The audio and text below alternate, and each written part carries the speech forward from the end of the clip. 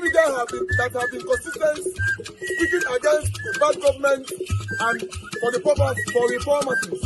Major what yo?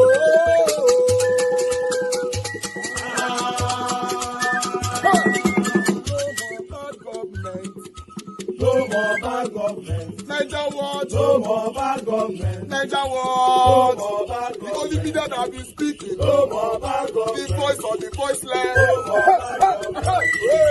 No more bad government.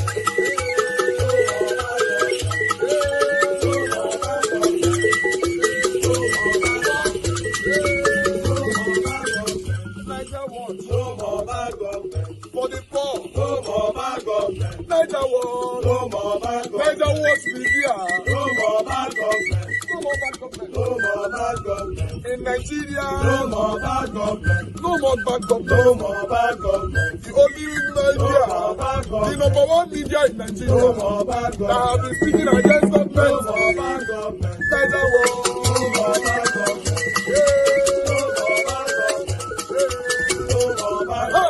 Niger what you? The voice of the voiceless. The voice of the voiceless.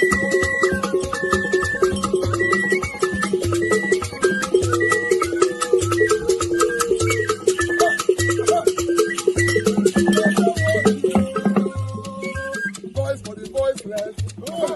Voice for the voiceless. Niger what media? Voice for the voiceless. Niger watch media. The only media that have been speaking against bad government. Being consistency since 1944. Voice for the voiceless. Voice for the voiceless. Umuwame. Voice for the voiceless. Umuwame. Voice for the voiceless. Voice for the voiceless. Voice for the voiceless. Voice for the voiceless. Voice for the voiceless. Voice for the voiceless. Niger watch you. We have been seeing all you guys have been doing, and he recommending to everyone in Nigeria, saying that you guys are the number one. Niger what you?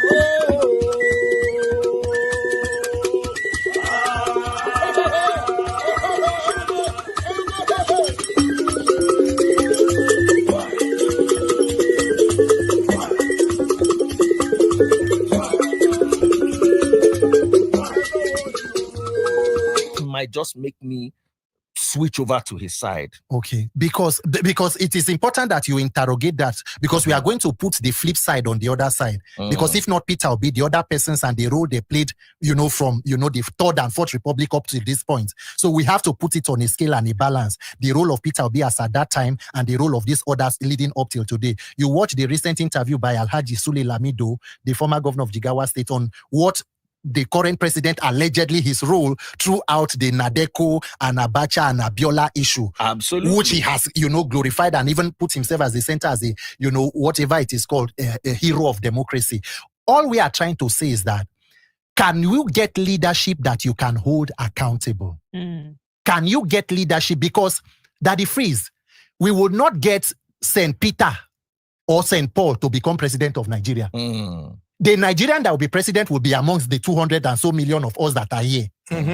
I have a past. You have a past. Is your past nasty, too nasty for you to hold public office? At least within the 8 years that Peter Obi was governor, he has made a case for himself. Do you know that Professor Charles Soludo, the current governor of Anambra State, did not support him in 2023, even though he ran on his popularity to become governor?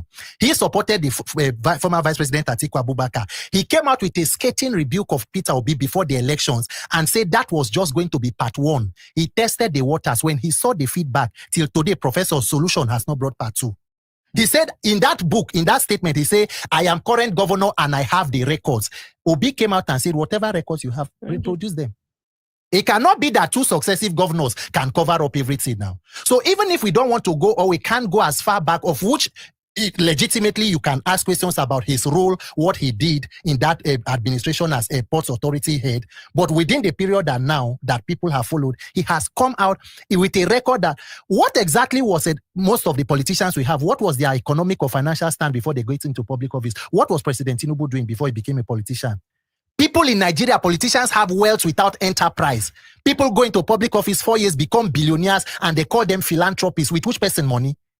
You carry state money, they use person money do philanthropy. No possible. Then you are going to pocket it. The money you should have used to provide blanket health insurance for all people, you pocket. Then one person go sick, you go give him. He go naked, go stand for beach. They pray for you during election. Say make you win. As against what? Please, when we talk about character and competence, I think that a person like Peter Obi, even if I'm not holding his place, have proven anybody that will tell you that I was not withdrawing from my salaries as a governor and I am not taking any pension. The current pension scheme of President Tinubu includes overseas medical treatment for a non-specified number of family members. Have you read the pension scheme of Lagos State governors? Including routine changing of cars, security vehicles, houses in Maitama, in the choice places in Asokoro or Maitama, in Lagos. Have you seen the Lagos State governor's pension bill? The salary of a former governor. Wait, Lagos State governor? Yes. Has a house or is supposed to have a house. On your retirement, you are supposed to have a house. In Abuja. And Lagos. Go and download them and check. And Obi comes out and tell you that they even gave me land and I wrote a letter to reject. Look, it is not, you cannot get a person as a saint, or you cannot claim to be a perfect person. But when it comes to the character, capacity, and consistency in public office, I think that we should be fair to a person like Peter Obi. We are talking about YX certificate of president. We are looking for schoolmates. We just saw Mr. Alex after many years. And so let's be fair and honest with ourselves. Do you know that in 2015 rather, or 2019, I voted Atiku Abubakar and Obi ticket. I have always known that the Buhari issue will be a calamity. APC was headed for destroying Nigeria. It is not, anybody who had any political foresight will know that. Is Alhaji Atiku Abubakar a saint? No. But he's one of the most cosmopolitan Nigerians we have in this country when it comes to politics. He's somebody who can be a friend to any part of the country. And he can be a bridge for you to link the old and new. You cannot get all at once. Get one person that you know can connect you to the generation you want. If you want to wait until a saint come, we may never have it. Talking about the younger generation, as you mentioned, generation, with what the coconut head generation. What we have been through over these past years, from 2020 to the elections, the whole violence, the disenfranchisement of people by way of, them looking for their cards. I mean, without my voter's card, I can't vote. So I'm not seeing my card. Then after a while, they're seeing 1 million cards or 300 cards somewhere in the bush. Yes. Those people voters have been disenfranchised. With everything that we have been through, or we have been through. And a couple of people, if you ask them, they'll say, I beg, I don't want to waste my time. I mean, I think that the momentum of the last election was so high that after it, the disappointment, there was just like a dip. Yes. What do you think about the forthcoming election? Do you think that we are ever going to have the type of momentum that we had during the last election? Do you think that the youth are going to show up the way that they showed up the last time? Incoming. By the special grace of God. Should I answer that question? Let me ask you this question. When you are under oppression, how long do you fight for freedom? Until you regain freedom. But for as long as it takes. You do not have an option. Incoming. You can be going out today, God forbid. A lawyer was killed in Ajah when she was going to drop her child 2 years ago by police stray bullets. Nigeria can meet you. Your own may not even be a stray bullet. Somebody in your family might be rushed to loot now and there is no oxygen. The difference between a Nigerian, you are one emergency away from being confirmed dead in Nigeria. It might even be that there is an ambulance, but because there is no road infrastructure, they no green let the ambulance pass. There is no special lane. It can be as small as that. It can be light that take off, a big power that takes off. At the theater. At the theater while there is operation. And then doctor begin to use touch. And because there is shortage of doctors now, in fact, in Nigeria today, if you want to die, go to the hospital. Wow. Yes, if you want to be a sinner, go to church. If you want to be, yes, that is it. If you want to be robbed, go to the police station. Oh, I know you like it. If you want to be robbed, go to police station. Now, I want to bring you. Oh, so sorry. Just this because we're talking about Obi. I wanted to land here. I used to be a great Obi supporter. Yeah. Until I made a statement once, and obedience came for me. Yeah. And that's why I said, I can't deal with this. With this. How can I love the way you respond? Yes, sir. You are with a smiling face. You are not condescending. If you are not an obedient, you're a fool. You are an idiot. You are talking facts and figures. You are intelligent and intellectual. Maybe that can bring some people who ran away because of the madness that you say one thing about Obidi, you train for 2 weeks, and you know they are coming for you. How can you take this mentality to the people? Let's discuss. We don't have to be enemies. We don't have to support the same party system or the same ideology, but we don't need to throw stones at each other before we can. How do you? Because I'm sure you are aware of the antecedents of our brothers. You are asking an absolutely beautiful question. It is very, very important because I have my own personal concerns. And especially, I just had to talk about Obi because it came up on this forum. This electoral reform we are talking about, we want to ensure that we do it as Nigerians and not with a partisan coloration. Nigerians have a mindset which is very, very erroneous, that when you love people, you cannot criticize them. Nigerians like to make oracles or demigods out of human beings.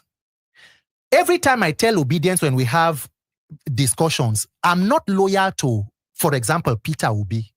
I'm loyal to your values, the values you hold that I share, of humanity, of integrity, of competence. If you are a thief, I'm not loyal to you. I don't have it. And you are not the only path to a better Nigeria. If you fail to do it, God will raise people. There are Nigerians who have the capacity. But at this point, you can be a vessel that will be used now.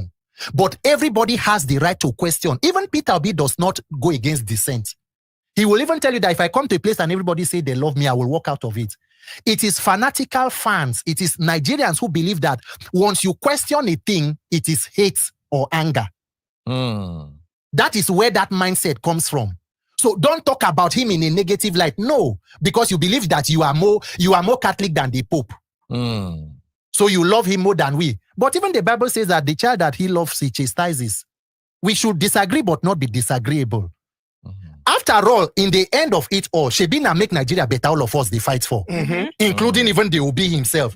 So why should we not discuss and where there are gray areas? Sometimes you see some people who go on TV and say, they disagree with this, and then you see it online, they begin to bash. I said, no. Let us have a consensus and all of us. The important thing is that we are not enemies of each other. Our common enemy is a failed system. If we spend time pushing ourselves aside and then we break our stronghold, at the end of it, the person you are talking about does not achieve power that he's supposed to achieve. What does he pay us if we continue to divide ourselves? So it is something that at every forum, when I have the opportunity to engage with some people and I let them know that disagreements, that is how I was brought up. My father, the way I'm talking to you is how I talk to my late father, and he's okay with it. Daddy, I don't like the way, why did you do this to my mother? Or why did he? And he wants to train you to be courageous enough that even if you love me, be bold enough to query where you believe that I'm wrong. Nobody's an island of knowledge. Obi can make mistake now. So why not? So Nigerians must unlearn that when you love, or they must learn it that when you love people, you should be bold enough to correct them. It is still love. The important thing is let's achieve our goals. Okay. Let me quick. Sorry. Okay, so I've been listening since, and I realized that most of the things we're saying is mostly about the people at the top. Yes, I get it that if the structure is not well put together, the top will still remain corrupt. Like nothing is going to make it balanced. So, we keep forgetting that there are like 774 local governments, right? And I'm not saying that we're not fighting for the right stuff, but you mentioned something about Peter Obi's history. Yeah. And I realized that they've removed government and history from the school syllabus. Yes. So what are we going to do about that so that the kids can learn about all of these things? I mean, I believe there are some other places we can channel our energy into, like reasons to come out, like more cogent reasons to come and protest and stuff. So, like, I mean, what do you think about that? Fantastic, because Nigeria has a problem with national orientation, but we have a national orientation agency. NOA, that is collected, that is just like other civil servants now. Unfortunately, we are supposed to have, patriotism should be built from the cradle. From infancy, if you see the curriculum of Western world, people are brought up, children are trained to know that their loyalty is to their country. North Korea.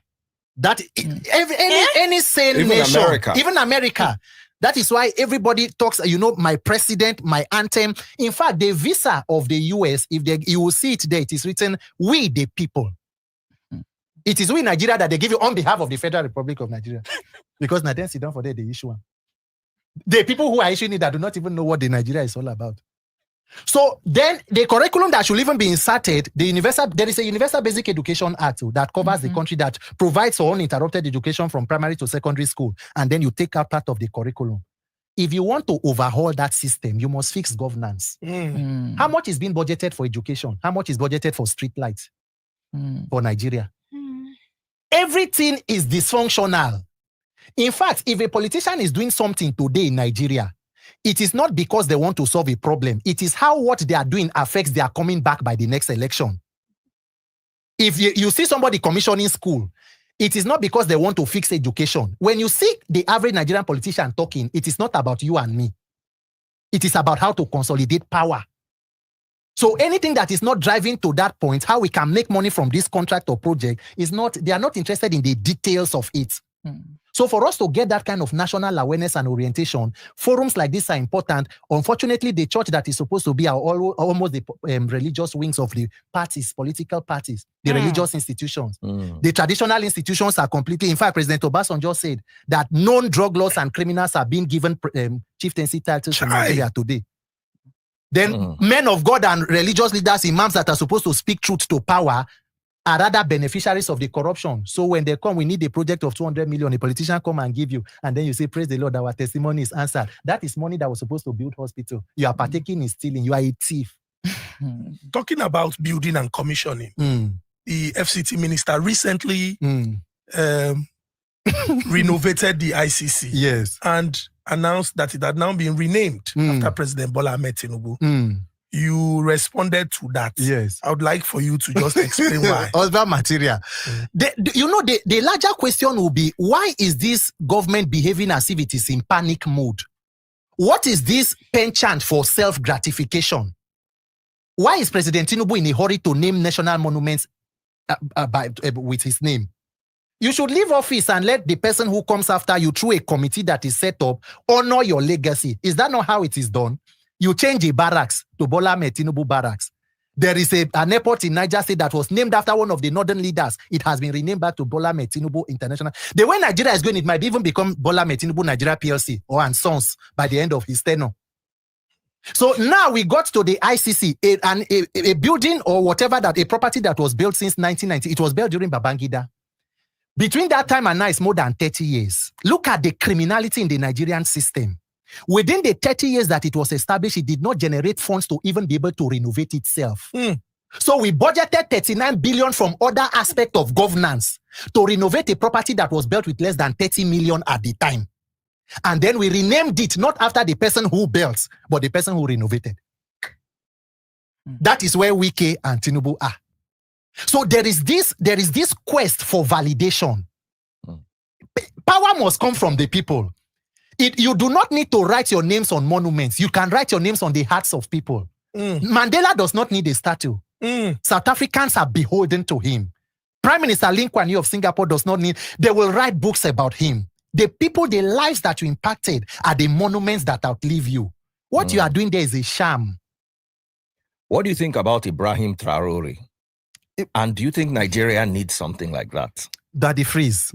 Do you know that as much as we will love what is happening in Burkina Faso, the unfortunate flip side of Nigeria is that our military has become so politicized that they are almost as corrupt as the political class. I believe they are. We have had military leaderships in Nigeria.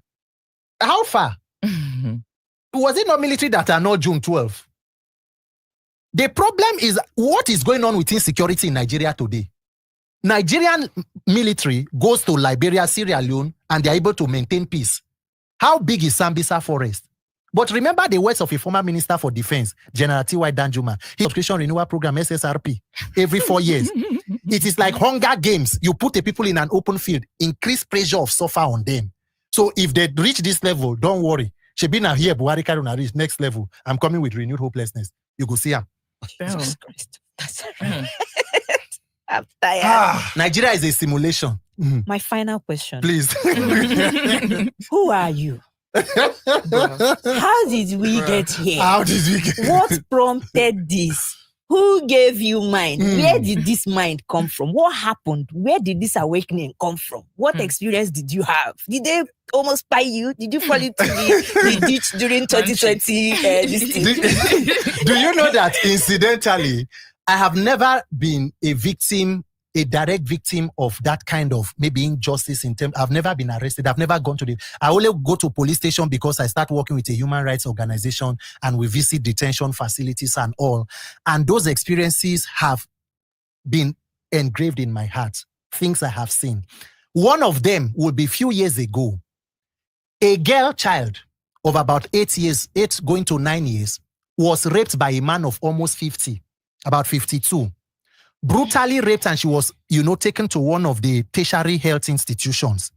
And we were called and we went there. They had no money. Of course, there is no plan between the Ministry of Health to give that kind of emergency service. You will still pay. So aside the fact that the mother was dealing with, she had to undergo a reconstruction surgery. Oh my God. So she was in the hospital, and then they did a GoFundMe. Somebody who was online did a GoFundMe, and I was asked to take the cash to the hospital. And I took that cash, to the hospital. I went to the ward, saw her. She had just come out of the theater and was there. So we needed to go and do the payment. So I went with the mother to the ATM. And while we were there, we kept talking that the man has been arrested, taken into custody so that they can come and, witness, so that once the girl is well. So I saw that the woman was so uncomfortable and she was crying.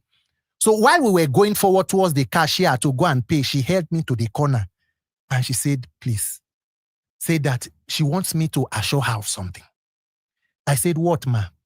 She said she doesn't want to pursue that case. I said, what happened? She said that man is a very wealthy man and that her family is already under threat. That all she wants to do is I should assure her that they will be able to get a means that after the girl recovers to leave that environment so that they can go, that she knows there will be no justice from the police. Crazy. That is the country we live, where victims of injustice are the ones afraid for their lives. Perpetrators and the criminals are in government houses.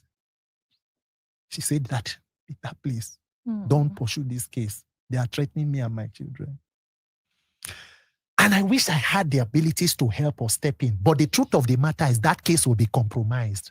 Because from visiting the state CID, the disposition of the OC gender was not such that there was any push that this case will go far.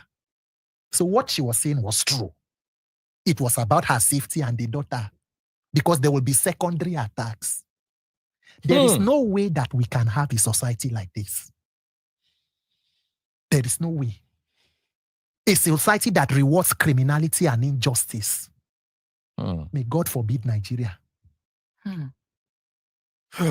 Sorry about the situation, Capita. So, and I was just going to add that it's really, it's not easy, and it shows that you're a man of principles and convictions. And we believe that as Nigerians, we want the best for our country. And people like you should be given all the support to resolve problems that would create even more issues for the generality of Nigerians if we don't address them. So you can rest assured that on the Honest Bunch podcast, we are particular about issues that impact the lives of Nigerians. That is why we're using our platform also to address this matter. And we're glad that somebody like you who has a very powerful voice, who can articulate your thoughts and express yourself strongly, took that opportunity and you are speaking to Nigerians. I don't know if we can take it home.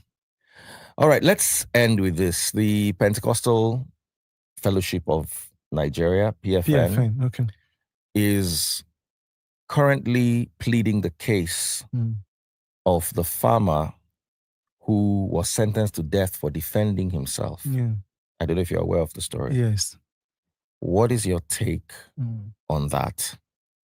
And the uprising in recent times with regards to terrorism, especially the cattle herdsman and the Boko, what do you think the solution is? Do you think Nigeria has gotten to a point where a civilian needs to protect himself? Because in fairness to the pastor, we both agree that in Nigeria, you need to protect yourself some way or the other. Maybe he didn't go about his own the right way.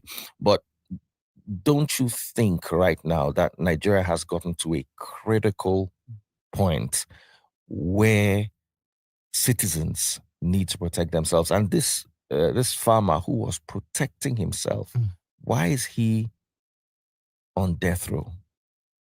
The body of Christ in Nigeria will need to do a sober reflection and introspection of itself. The PFN, the Christian Association of Nigeria, the Supreme Council of Islamic Affairs, all of them together. Is this the first case? I think in 2017, a redeemed deaconess, Eunice Olawale, beheaded, was killed, murdered in cold blood in Kubwa. The person who was vice president is Pastor Yemi Oshibajo. He was a former pastor. He's a pastor in Redeem. I think he was in Olive Tree branch of Banana Island before he became vice president. What justice was gotten for the family? Deborah, who was killed in Usman Shehu Shagari College of Education in Sokoto, what justice was gotten for her? The mob that were arrested, even some of the few have been acquitted. Where were the voices? This is one too many. If we can take out the hypocrisy from religious institutions and traditional institutions and become, if truly we want to be the moral compass and conscious, selective justice is no justice. It's even injustice. If we want to address the root cause of it all. And talking about the issue of people bearing arms, if we get to that, once we begin to say everybody protect yourself, it is a system of total chaos and anarchy. You will not be able to outweigh the bad guys in terms of arms. If people in government begin to do, we already have arms proliferation in the country. We are talking about Boko Haram allegedly using military drones that our own military do not have. The Borno State governor is raising the alarm. So if those persons who have access to international connections are equipping them, what kind of arms can the civilians even hold? And then they'll use the law enforcement against you to say that it is even illegal for you to do. You should not do it. Meanwhile, the bad guys have those access. We must just decide to muster that courage and fix the system. Giving everybody a gun is not the solution. You are just, so it will not be actually the survival of the fittest. So if I can kill you, fine. If I survive, they say, today you still there alive. Okay, meaning you never die. No, while I'm go. Wow. We must fix the system. Thank you so much, Peter. You've been an amazing guest. I've not seen anyone as passionate for their cause as you have been. I also fought a cause against the manipulation and extortion by religion of the people. And I know what you went through. I've toned it down now because I'm more into let's teach the people, you understand. But I know when I was, and forget, that's why I say there's no God in any church, my opinion though. Nobody pray anything for me, forget prayer. All right, guys, I appreciate you all right there. Good morning, good afternoon, good evening to you all, my people. How you guys doing today? Mother of all Mommy Diaspora, good evening to you, Mommy. Thank you very much for all that you do. Thanks for being there for us all the time. I appreciate you, Abu Azi, and many, many others. A lot of comments already on the comment section, which I cannot mention all names, but I just want everyone right there to know that I salute you now. Gedegbe. In case you don't know what Gedegbe means, I salute you now. Big.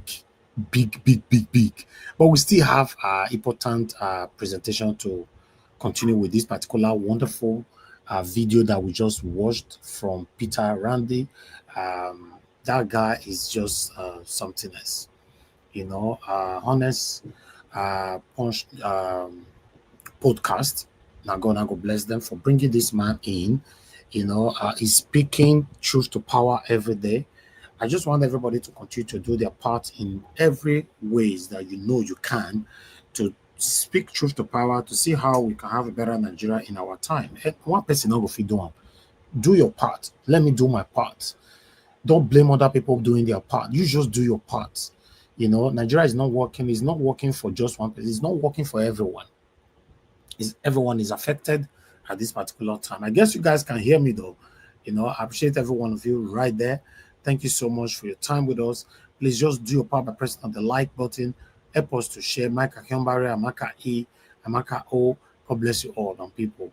No, sir, I can see you. Thank you. God bless you. Thank you, Mother Peggy Modi. Thank you, Ajio, Deborah. God bless you all, my people. Please just press on the like, help us to share. Mr. Peter Obi granted an interview yesterday on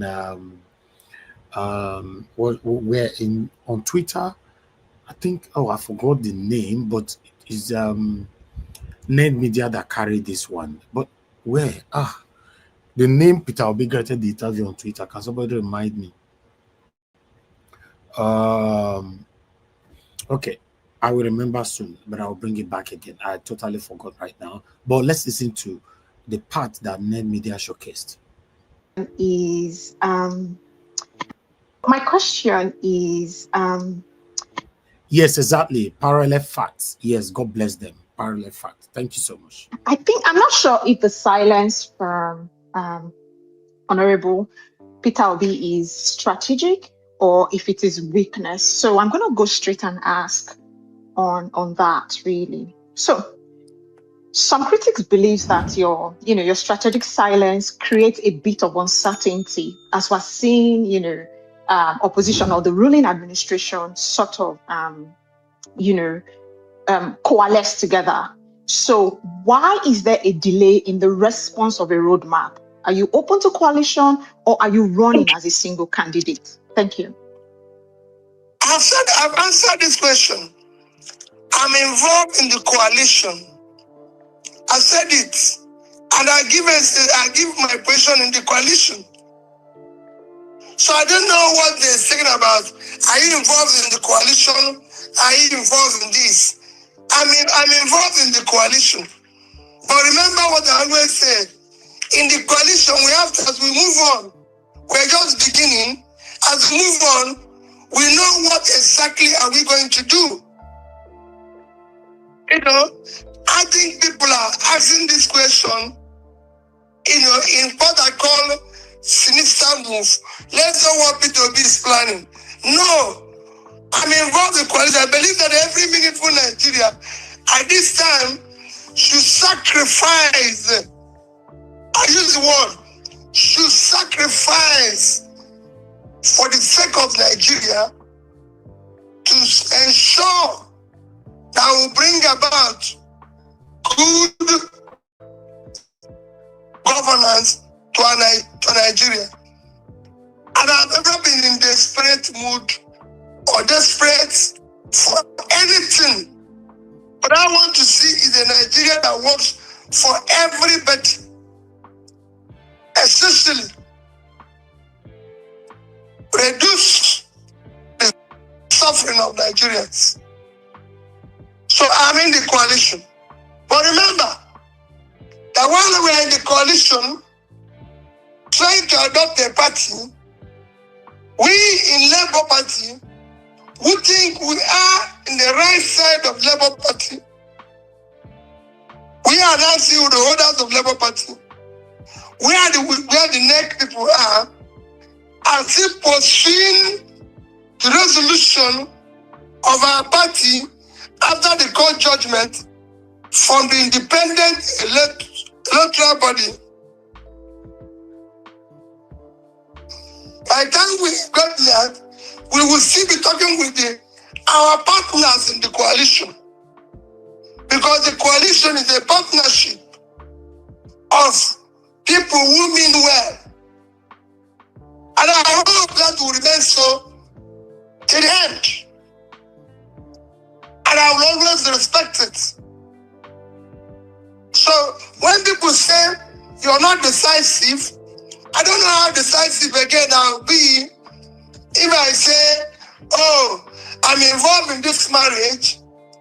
But remember that there's a possibility that the marriage can develop a problem.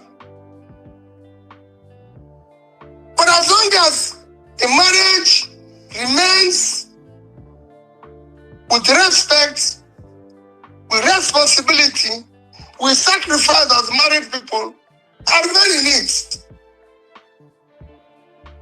I've been married for 30 years because over 30 years there's a sacrifice. And I Stevie said, I will be in it forever.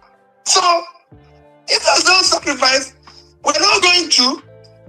If tomorrow I should not of my own, I have people I'm leading, I consult them. I'm not one of those leaders who go and say, hey, I'm in charge. Because you cannot be in charge as a leader. You are leading people. You must at all times listen and respect them.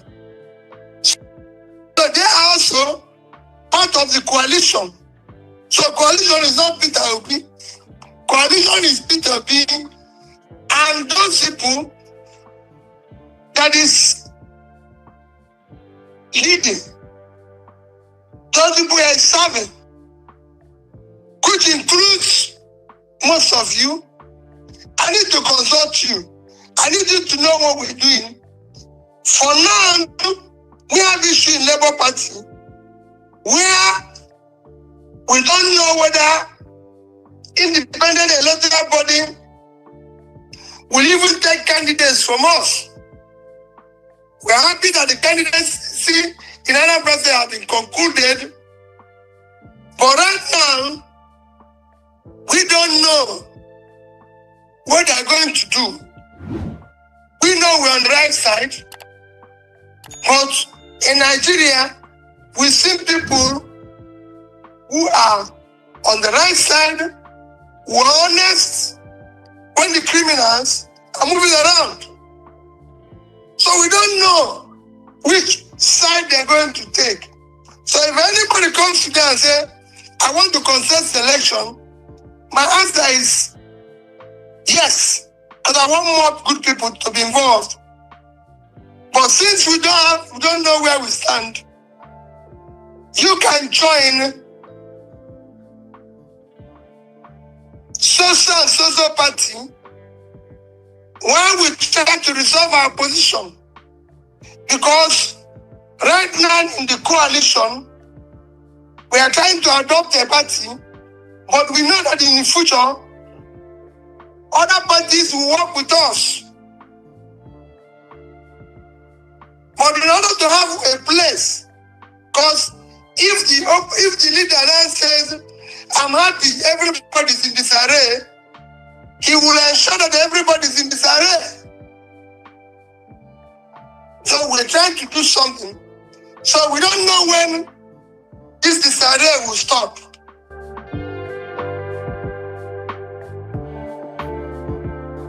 Very good, Your Excellency. A lot of persons have been asking to know.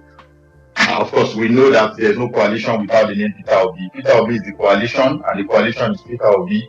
But if it does happen that you won't be on top of that ticket, and somehow the coalition, of course, a group of persons, a group of people coming together for a purpose, and they say they want you as vice, is there a possibility of you accepting the opportunity, or you prefer to go on against the will and purposes of the ruling party, and with a destabilized and not an unorganized opposition? Is there a possibility of you remaining with the coalition if you are not on top of it? Which I can answer you that question, but unfortunately I can't. For now, and I've told you, the coalition is not talking about who will be what. I will do what is for the best interest of the country and what those who I'm leading and following me want. I don't discuss such thing on my own. Few times, leaders have acted as if they are alone, without consultation, as if they never follow. I told you that as a president, I will be fair. I will do the right things, but I will also govern by ensuring that the governance will not be supply driven, will be demand driven. I'll listen to Nigerians. That's why I'm going to start by securing them, making sure that what I do is what Nigerians want. That's what I did as a governor. And I'll do what I promised. Millions of obedience. We like to have an idea if the dream is still very much possible. This time, even if... That's what I'm saying. For me, for now, we want to come together.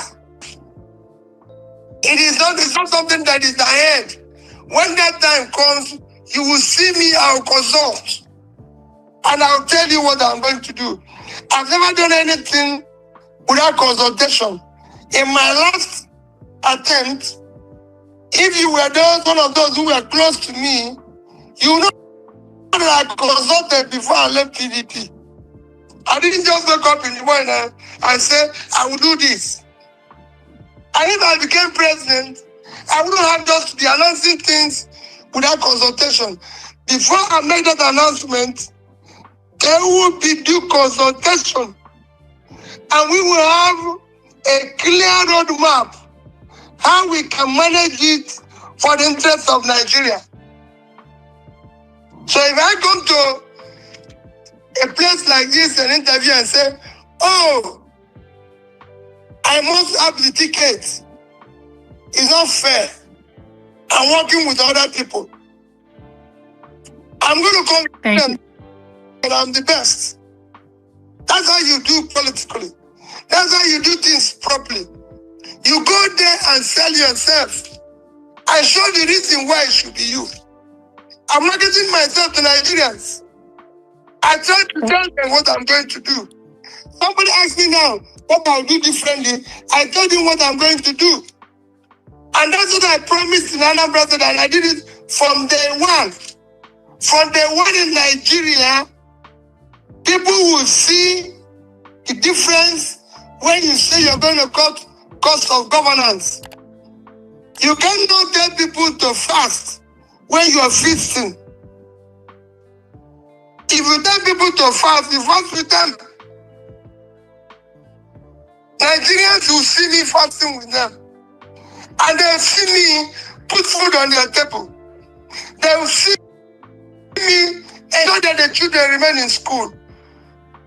And I work hard to see that I can throw my head here, the constitutional, our insurance coverage will be increasing annually, and people will see it.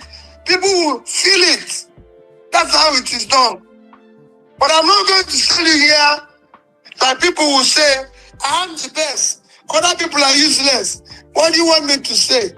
So, my dear, help. Let us have a new Nigeria where people respect others, know that they're in partnership with others, and do the right things. Thank you.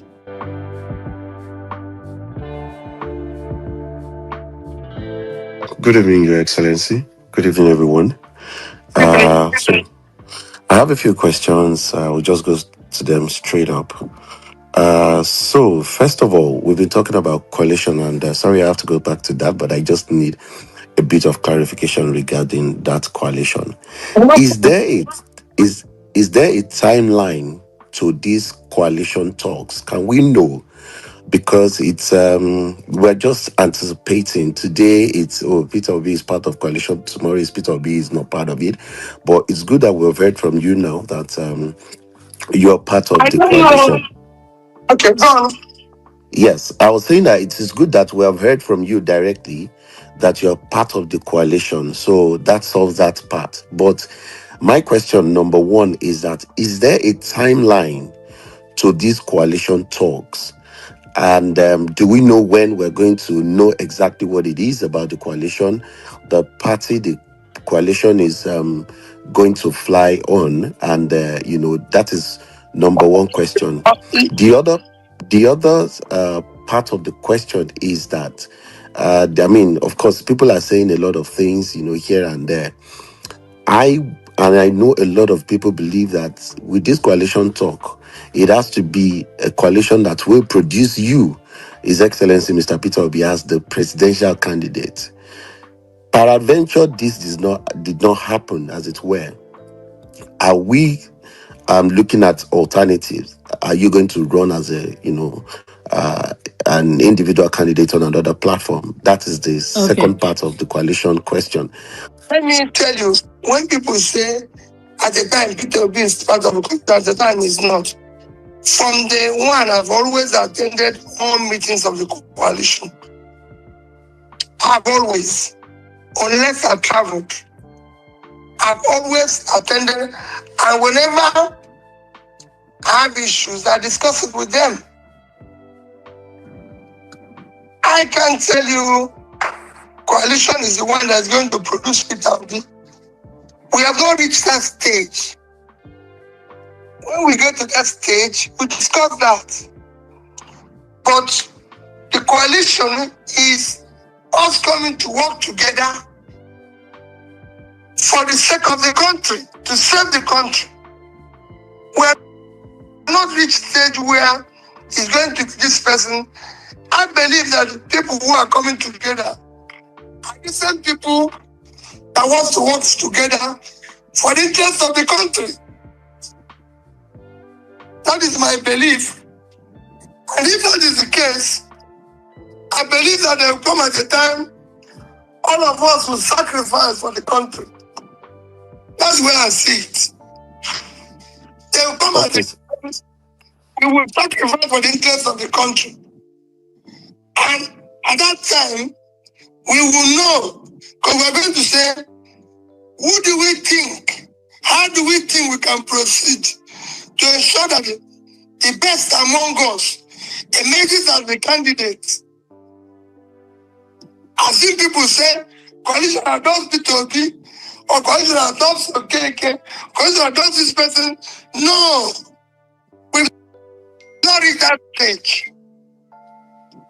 I've told you now, the coalition wants to adopt a party, and we're going to do that very soon as our party. But remember that other parties are going to join. The reason why other parties haven't joined is that there's problem in other parties. As a result of their problem, we will all still come together. Because the coalition is basically for future elections. That is why we said, those who want to run an election, you cannot go now and want to be candidate or one of the parties that are having one form of internal problem or the other, because independent electoral body can disqualify you. So I am part of the coalition, and I want the best for the coalition. I want the best for Nigeria. I want the best for the obedient group, because they are struggling for struggling Nigerians. But I cannot tell you, oh, the coalition must be this or this. You don't give such condition in politics. You have to work with other people. You don't even give it in life. You have to work with other people. So it's for us to ensure that we do the right things. All that I tell all Nigerians that want things to work is, let's stay on course and do the right thing. I'm committed to it. That is why I'm working hard 24 hours. And I assure you, like I've said before, our vote in 2027 will count. Those who refuse to count it, I said it, we will ensure that they count it.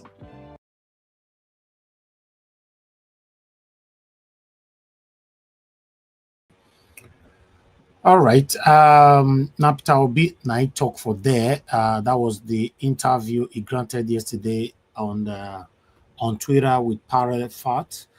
You know, yeah, you can see all the question where they asked Peter Obi there. I don't really have much to say, but I'll leave that for my panelists later on if they want to contribute to that. But I have an article to tally this up. the article coming from Punch saying that Peter Obi, although I was actually waiting for the area where Peter Obi mentioned this statement, which maybe I miss him. I don't know whether I hear him or maybe this is just part of the long interview, that Peter Obi declared 2027 presidential ambition to serve only one term. You know, if you guys follow up from the beginning of the interview yesterday, you know, can you verify this information from Punch that Peter Obi declared 2027 presidential ambition to serve only one term, you know, is not coming back for a second term if is allowed to rule as president of the Federal Republic of Nigeria? You know, I would like to have that, but I would like to quickly go to statement here. Presidential candidate of Labour Party in the 2023 election, Peter Obi has confirmed he will contest in 2027 presidential election. Obi added that he was willing to serve a single 4-year term if elected. Right there, as you can see, you know, okay, let me just see if I can continue. He made the declaration on Sunday night while speaking during a live session on X, where he answered questions from supporters both in Nigeria and abroad. In a statement released on Monday by his spokesman, Ibrahim Umar of the Peter Obi media reach, Obi dismissed claims of possible joint ticket with former Vice President Atiku Abubakar. However, he admitted being open to coalition talks only if they are focused on addressing Nigeria's core problems. Unquote. If the coalition is not about stopping the killings in Benue, Zamfara, how to revive our economy, how to make our industries productive, how to put food on the tables of Nigerians, count me out. Nigeria is currently at war. We need to do something about it now. That was Peter Obi who stated that. Then I'm trying to look for where he stated that, you know, our mainstream articles now, they are very, very difficult now to trust them. He also promised to stabilize Nigeria within 2 years of the administration and urged Nigerians to join him in the mission to rescue the nation. Unquote. I will bring stability in Nigeria within 2 years in office. Leaders of Nigeria should sit down in Nigeria and fix Nigeria, he added. Speaking on the crisis with Labour Party, Obi revealed that efforts were ongoing to secure the Independent National Electoral Commission recognition for the Nnamdi Usman-led faction in line with Supreme Court's ruling. On power rotation, Obi stated, unquote, I believe in the rotation of government between North and South. I implemented it in Anambra as a governor. Commenting on President Bola Ahmed Tinubu's reported trip to St. Lucia, Obi criticized the president's domestic absence, saying St. Lucia about the size of 10th largest city of Nigeria. Ilori President Tinubu has never slept a night in any state of Nigeria outside Lagos since the assumption of office in 2023. You know, but to stay in St. Lucia for 10 days, blah, blah, blah, blah, blah. So there are many revelations here, but like I said, the headline there is shocking, but I could not verify this particular information, the sanctity of this information, because I did not watch that. I believe when they were doing this, I was live as well, you know, so I cannot go back to listen to all of them. The only thing I'm listening to right now is what I just played now, the part from Net Media. I appreciate every one of you, my people. Thank you so much for your time with us. You know, thank you. So, but meanwhile, about Atiku, I'd like you guys to listen to this shocking video, revelation, the hypocrisy and of Atiku towards Peter Obi and many more. I want us to listen to this. To openly criticize the Fulani militia men, said, let him do like Sheikh Usani has done. Openly appreciate it is the Fulani militias that are killing and tell them to stop doing this. It is because all of the Fulani leaders keep quiet while the Fulani militias commit these atrocities. That's why we believe all of them are together in it. If none of them will come publicly to criticize it, then why wouldn't we speak openly and generally about what the government is in bed with them? Tinubu is weak. Tinubu is weak because of the Buhari's Afghanization of our security services, which he achieved before he left, the Fulani in their way don't want anybody to rule power. It's not just no Igbo man. Nobody should rule. Only them should rule. They want to extend their success over the House of Buffalo. They don't talk about it. It's not true. They went and seized the NBC. Used the NBC to penalize Channels Television after I gave an interview. And that time, the big popular channel said, "Catch, who are you?" I said, "What do you mean?" He said, "Why are they harassing my uncles who were asking you, but they don't call you?" I said, "Because they know what I know." All of us know where we meet ourselves. They know I know what they are doing. So they will come and tax channel 5 million, trying to get the media not to allow me to speak. People was going to Benue. Instead of going there to look at how foreigners are killing Nigerians through ethnic cleansing, Tinubu was talking about communal clashes. Which one is communal clashes? Benue is a majority Catholic state. It's 98% Christian. So who are the communal clashes? There's nothing like that. From Vandekea going through to Vakwande, to Boko, to Kasinala, to Lese, to Shongo. These are all TV people.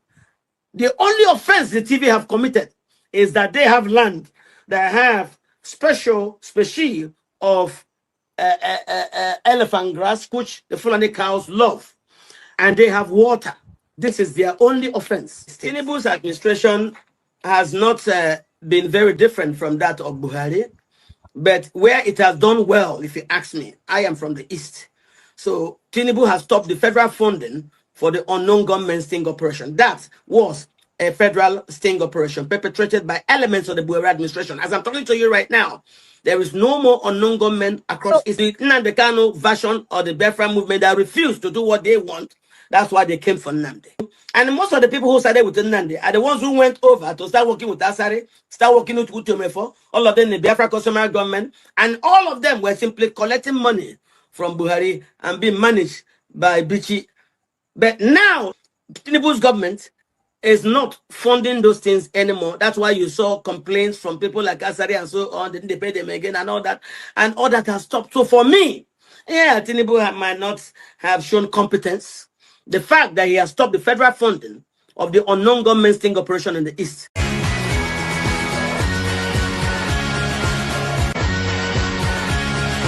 LPOs to build Ruga. They said, no, this is not what. And that was how that thing fell apart.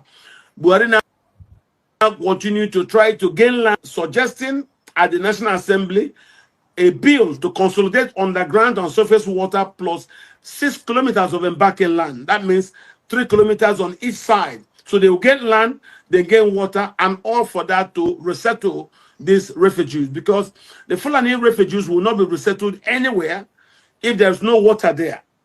Any land you give them, there must be water, or they won't stay. And that's why I see restated on the national television, there is nowhere in Nigeria where Nigerians are living their area and seeking to now relocate to somewhere else. So everybody you see looking for land are not Nigerians. And because a lot of us Nigerians were honestly ignorant about this, if you stay in Port Harcourt, you stay in Yenagoa, you stay in Enugu or Owerri, and you see these people come down, you would think they're coming from the north. No, they're coming from other countries in Africa. They're not Nigerians. This is our problem. So when Nigerians refuse to use land, they now devised a strategy of trying to use violence through ethnic cleansings to gain land so as to resettle these people. I will tell you something. Under Nigerian law, if you are found in custody of stolen property, you can be arrested. So that's why I think anybody who is on those lands that have been stolen by killing of the indigenous people, as the governor of Plateau State told us, most of the lands are being renamed by these new occupiers. So let the governor give us a list of those places being renamed. We'll go there, arrest the people on those lands, and that's how you know these are the people who engineered the killing of the indigenous people, move those who were not killed into IDP camps, and then from moving them to IDP camp, people will now come to take over the land. So that, I say, is easy for us to do. So why are we not doing that in Nigeria? Why have successive administrations not done that? I mean, if Buhari, you said, was silent about that because it's a Fulani. Very, very simple. Buhari not doing that. Well, President Bola Tinubu you will ask yourself, Tinubu was going to Benue. Instead of going there to look at how foreigners are killing Nigerians through ethnic cleansing, Tinubu was talking about communal clashes. Which one is communal clashes? Benue is a majority Catholic state. It's 98% Christian. So who are the communal clashes? There's nothing like that. There's nothing like that. From Vandekia going through to Vakwande, to Boko, to Kasinala, to Lese, to Shongo. These are all TV people. The only offense the TV have committed is that they have land that have species of elephant grass, which the Fulani cows love. And they have water. This is their only offense. The offense of the Benue people is that they have land that is water bearing and also grass bearing. So because of their loss, so the Fulani have put eyes on that. Vegetation, that's the problem. That's the point. Exactly. Same problem you see also in Plateau. It's the same problem you see also in Nasarawa. It's the same problem you see in Taraba State. These states, sir. People are worried that this may just be, you know, some sort of figment of our imagination, that it's not true. And people have constantly said this, that it's not a correct assertion, that it's just fears of perhaps locals, but it's not true. Yeah, people can speak in regard to their ignorance of the situation. I have been on this. I speak Fulfude. I speak Hausa. I speak Yoruba. I speak a lot of... I grew as a Hausa child. I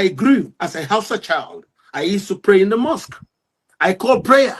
I do Wallahu Akbar, Wallahu Akbar, wa shahada la ilaha illallah, wa shahada Muhammad, and I can do all the ablution and do everything. I grew up as a Hausa child, so I know what I'm talking about.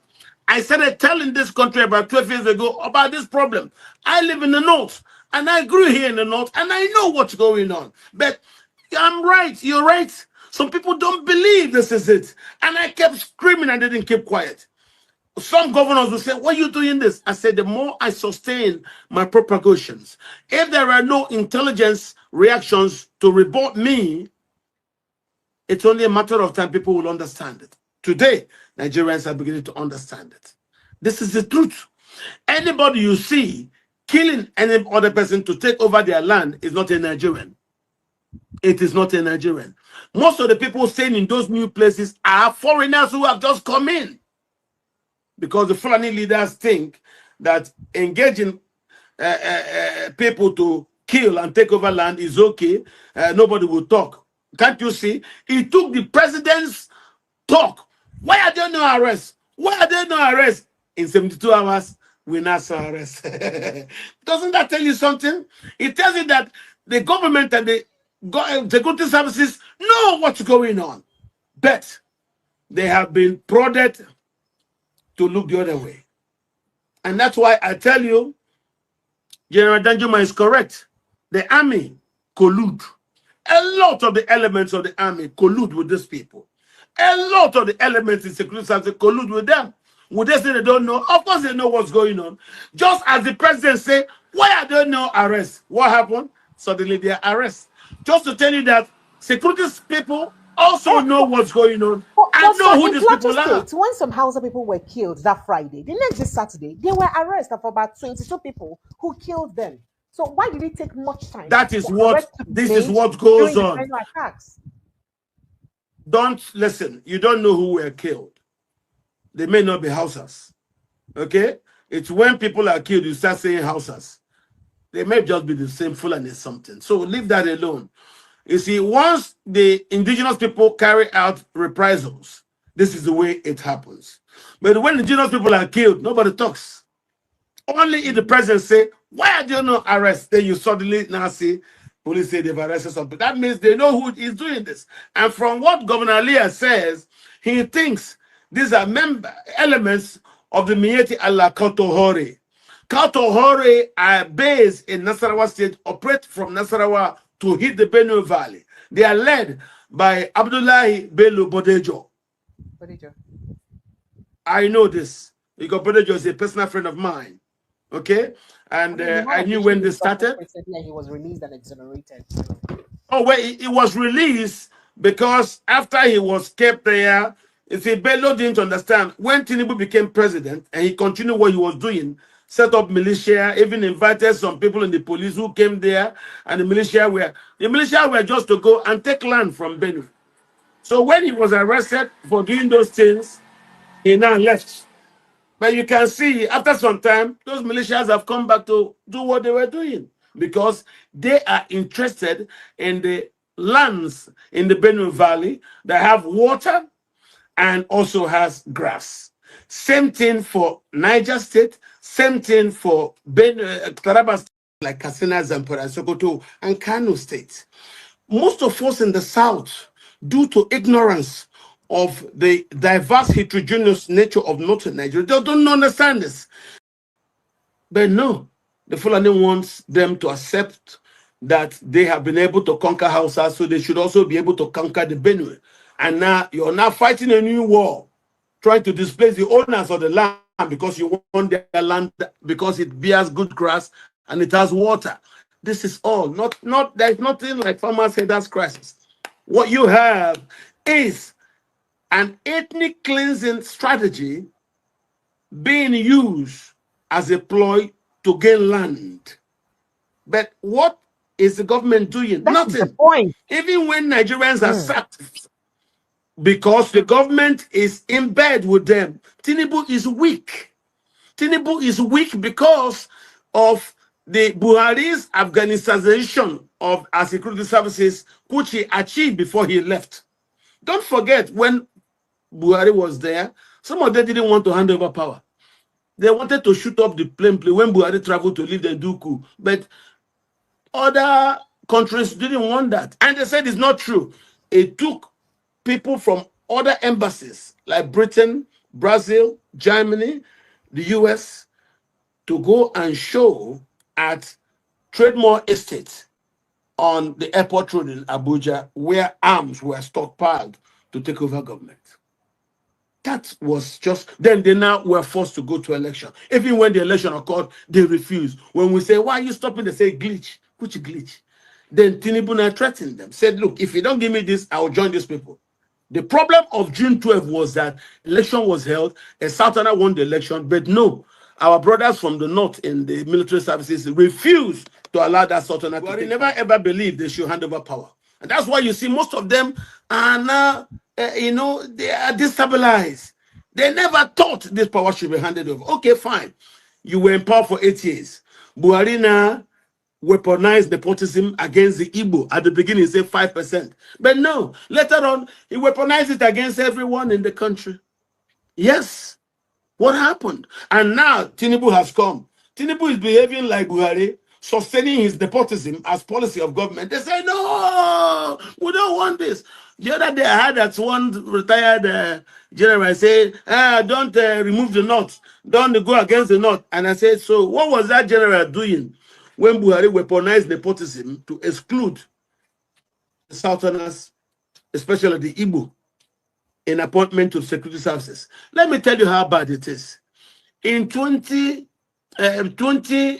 Buhari came to power, appointed a minister of state for petroleum, Ibe Kachukwu. Ibe Kachukwu designed the gas master plan. Do you know in 2019, when Buhari wanted to build pipelines for master plan, he excluded Imo State. Imo State is home to 54% of our gas reserves. The gas that is available at the Anon, that Anon is Asa, not the gas from there only is about 54% of our entire declared gas. And do you know Imo State was excluded from Buhari's implementation of National Gas Master Plan? This is just to tell you how bad it is. So if nepotism was carried on to this way, what did those generals do? They kept quiet. Now that Tinubu is repeating the same thing, everybody's up in the air. That's why I don't think, that's why you saw when most of them wanted to do protests against Tinubu, the East said they won't join. Oh. Well, So that's why you're now saying, let us up. That was exactly the reason, because the East said, when we want to vote, your people annul the vote and impose what we do. And when we complain, Why the glitch has so done? They kept quiet. So why would you now want me to complain for the same Tinubu that you have put in power? Enjoy the product of your handwork. And that was why the East says so. As they're now calling us for coalition, the East is also going to tell them, and I'm telling it to you directly, if you will not correct the original problem of respecting zoning and allowing the zoning to come, we're not going to work with you. There are people up north, the Fulani in their way, don't want anybody to rule power. It's not just no Igbo man. Nobody should rule. Only them should rule. They want to extend their success over the House of Bokwe states. The Conference of Governors, they asked me, and I said it will not work. Even some retired leaders' presence before, and I said it will not work. They say, why do I say so? I said the Fulani do not have the numbers to actualize their vision. You see, yes, that issue of saying that it was the British who stopped them. Now that the British are out, they intend now to continue. That's why you will not see any Fulani leader publicly criticize the actions of the Fulani militiamen. If any of them dare criticize the actions of the militiamen, they will blacklist them. Atiku did criticize No. What? Listen. Did Atiku do? Why did Atiku keep quiet when Buhari was president and it was raging? He didn't say anything. He ran away to Dubai. It is now when Tinubu is president, he's talking about the killings and insecurity. Let Atiku mention the Fulani militias. Let him do it. I dare him to criticize the Fulani militia people. I dare Atiku to openly criticize the Fulani militia men. Say, let him do like what Shehu Sani has done. Openly appreciate it is the Fulani militias that are killing and tell them to stop doing this. It is because all of the Fulani leaders keep quiet while the Fulani militias commit these atrocities. That's why we believe all of them are together in it. If none of them will come publicly to criticize it, then why wouldn't we speak openly and generally about what the Fulani are doing? And you say, don't talk about it. Don't talk. It's not true. They went and seized the NBC, used the NBC to penalize Channels Television after I gave an interview. And that time, the big popular channel said, Catch, who are you? I said, what do you mean? He said, why are they harassing my uncles who were asking you, but they don't call you? I said, because they know what I know. All of us know where we meet ourselves. They know I know what they are doing. So they will come and tax channel 5 million, trying to get the media not to allow me to speak. This is just the truth. But I kept fighting. We kept playing until we got the news out. We now got the people properly informed about what's going on. The Igbos, that they should do everything possible to make sure they join in the fight to save Benue State. Benue so far is the buffer to the east. If Benue falls, of course, you know, if they could keep quiet while thieves are being killed, don't forget, during the Civil War, the thieves constitute the largest group of Northerners that joined the Nigerian army, seconded by only the Bachama of Newman in Adamawa.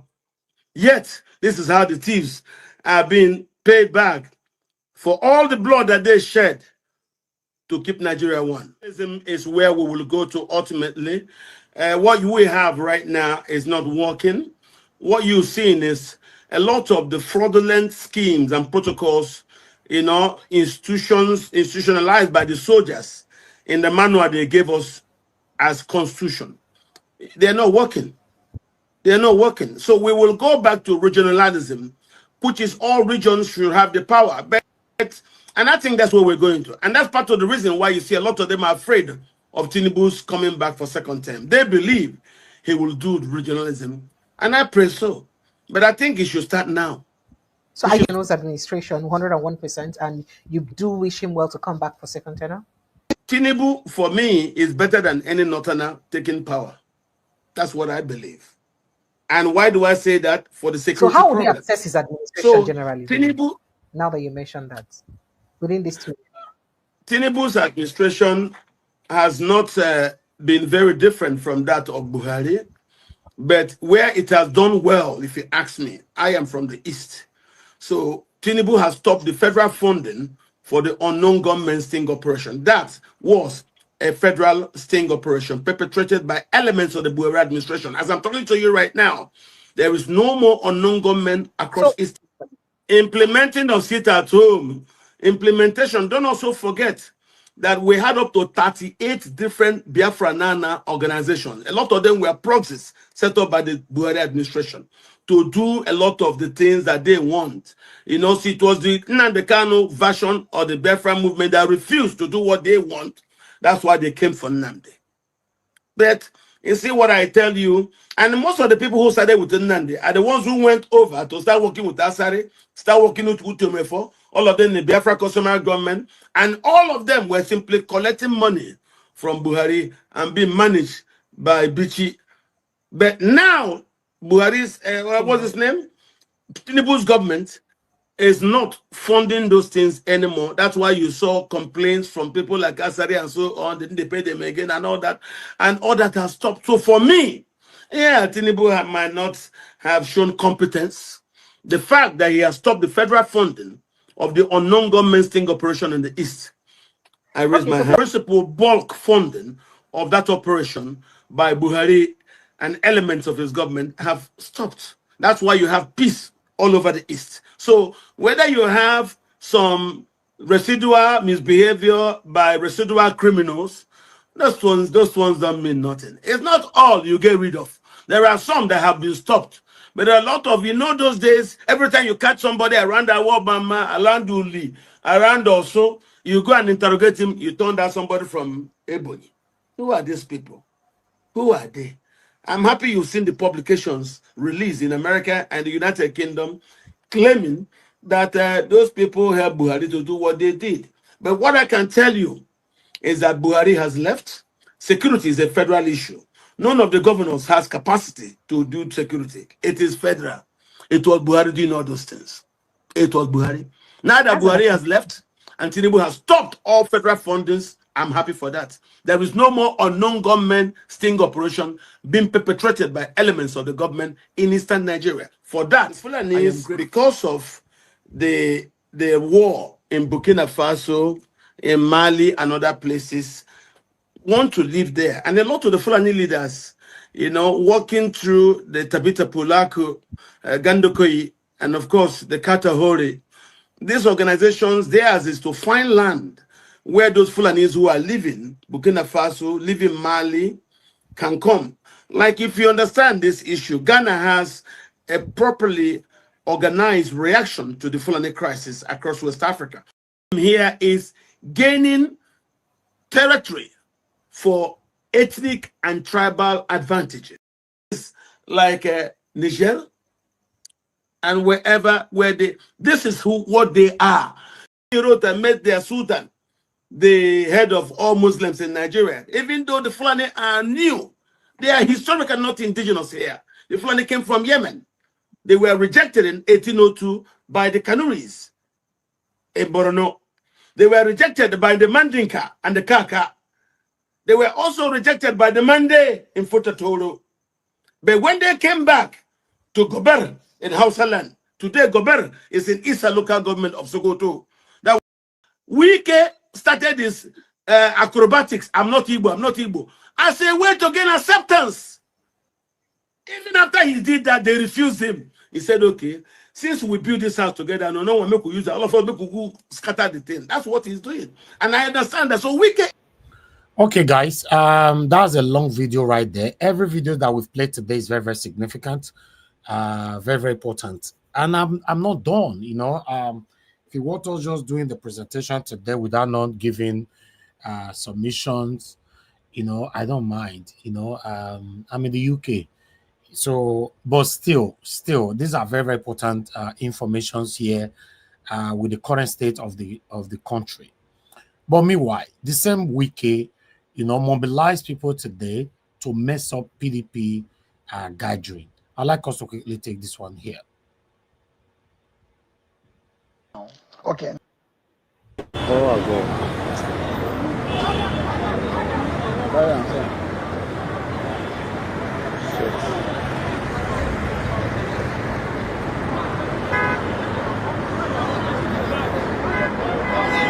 I see this guy. I didn't pursue this guy. I'm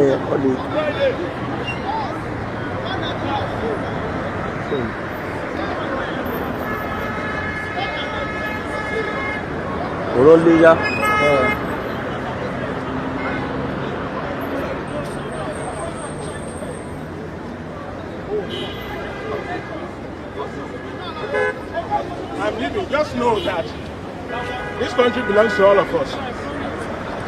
Members from coming into the secretariat, telling them that there is no meeting. Sorry, they were stopping BOT members from entering. My only offense is that I said there is meeting of BOT. That's my only offense. I've not said anything more. All right, I'm going to post out a link for those of you that want to join us. Please, you can come in now. That's my only link I'll be posting today.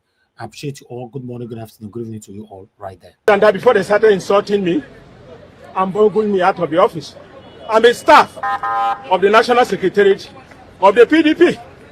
This kind of thing cannot continue. One man cannot hold the whole country to ransom. We are holding our meeting here today. They should open the place for us to hold our meeting. That's all. One man cannot hold this country to ransom. What is our offense as a party? My name is Ibu Thomas. That man is holding. Yes, on Wike. Yes, on Wike is the man.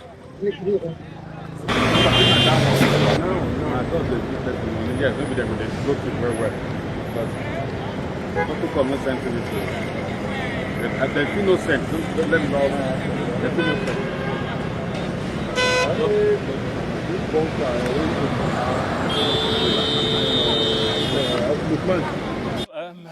You know, I don't even know where to start because you see, whoever you see here has been invited for this BOT meeting.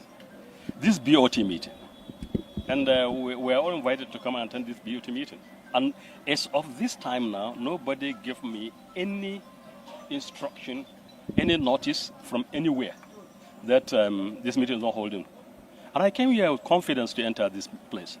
And I'm surprised. The policeman stopped me and said there's no meeting. Why? He said there is an order from the top. He cannot answer that question. So I don't know really. Did they show the person when they say order from the top? Is he the IG? I don't know. Is the DPO there? He's him there. He's the one who stopped me and said, when I asked him, okay, as far as I'm concerned, this meeting has been scheduled for now. And if you say there is no meeting, why? He said he could not answer that question. Why can't you answer it? He said from the top. The top, I don't know which top. So for me, I can only give you an answer, political answer. But security answer, you see the DPO. That's the only thing I can tell you. But I understand before now that the BOT meeting was to precede the expanded caucus. Yes. Will the expanded caucus also hold? Since they are depriving. Well, since they have stopped the BOT, then I don't know. That's why I said I can only give you answer based on political question. But whatever is going to be security questions that stopped this meeting, I cannot answer that. So I think the DPO is there waiting. So if you finish here, you can go and ask him and he will be able to tell you. But certainly for me, I came for this meeting. I'm a repented member of the PDP. And where the PDP called me for a meeting, I will go. And I'm here for it. Thank you so much. Your name, sir? My name is Senator Umar Ibrahim Sauli, the immediate past national secretary of the PDP. Now we wait. Stop. Wait now. We are not the one that we made this now. But that everybody come out here now. We'll not be able to see you guys back. Don't you. The BOT member wanted to take time. They are going inside. Give me your camera. Let me go and capture it for them. I need to take that BOT member.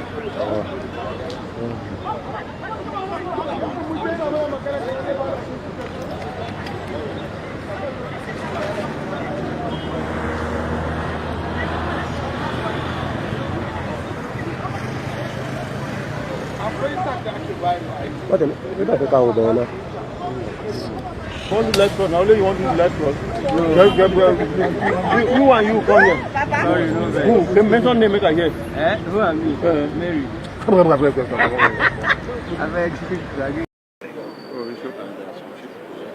Thank you.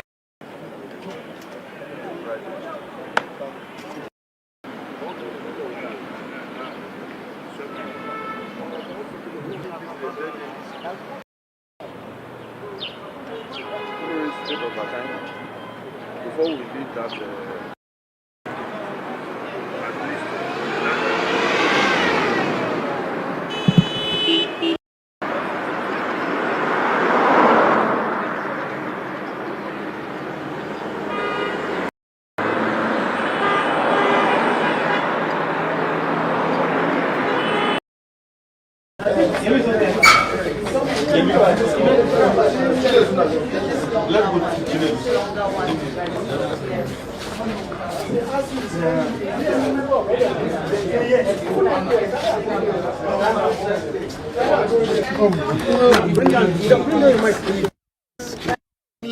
annoying. This is our property. Was there any court order to say we will not hold our meetings in our office? What is going on? I was a young man in 1962 when it all started in Southwest. We must avoid that pitness, that madness. What is it? Can't we sit and talk? What is the essence of democracy? Nigerians are watching. You came to our office surrounded by police because you want to have a meeting? Where? You want to turn us to North Korea? Or turn this country to Russia? We will not allow it. Nigerians will not allow it. I can tell, I have seen both sides. Let them be very careful. Allow everybody to work according to the law of the land. What is the way forward now? The way forward, do you think we are not going to hold the meeting? Of course, we will hold the meeting. Today? You bet. We will hold the meeting. Look, location, our property. You know, the landlord was prevented from sitting down and discussing domestic problems, family problems. They locked it. That doesn't mean that there are no more other houses. This is the only building in Abuja. We spoke to some of the policemen who said that actually it is to maintain law and order because of the conflicting notices that emerged yesterday. Yes, and also that they got an order from above. So who is the above? You can hear, biblically, you hear, this is the voice of Jacob, but the hand of Esau. Whoever is the thing that is ordered from the above, you've had it before. I have been on both sides, the military and the civil. So, let me please advise, allow sleeping dogs to lie. We have more problems, economic, financial, education, infrastructure. They should face that. Are you saying we PDP cannot? It is the only political Iroko tree in this country. You are saying we cannot stand? Can you tell Iroko tree in the bush that it cannot stand? Is it possible? Hello, Chief. You're speaking in parable. Hand of Esau, body of Jacob. Who is the Esau or who is the Jacob? You don't need, unless you are not grown up to that. If he says that the order from above, where is the above? That's why I said the voice of Jacob, but the hand of Esau. But sir, as an elder of the party, yes. As an elder of the party, right. Why is it difficult to resolve this kind of? This is the meeting that we cannot, you don't resolve, because PDP is not a private enterprise. You don't resolve it outside. You must sit down. So if you want us to resolve our crisis, you keep it crisis. I said it's no crisis. It's a disagreement between two people. And we will sit down like you do in a family. If you have a family problem, do you start to go and get the police to block your house and all that and go to the marketplace? No. Please. Let's be civil in this country. Because the public is watching. Everybody is looking at Nigeria. Now the president is on visit to somewhere in West Indies. How would they hear? This is what we are doing in your country. What are you doing here? And is it also a move to a one-party state? It's okay, my dear. So Madam, whether they move to one party or have a party, are they not Nigerians? They are going to vote. Who will vote for them? The choice of the people is the power that you exercise. If the people say no and you say yes, who are you? Democracy is about the power of the base.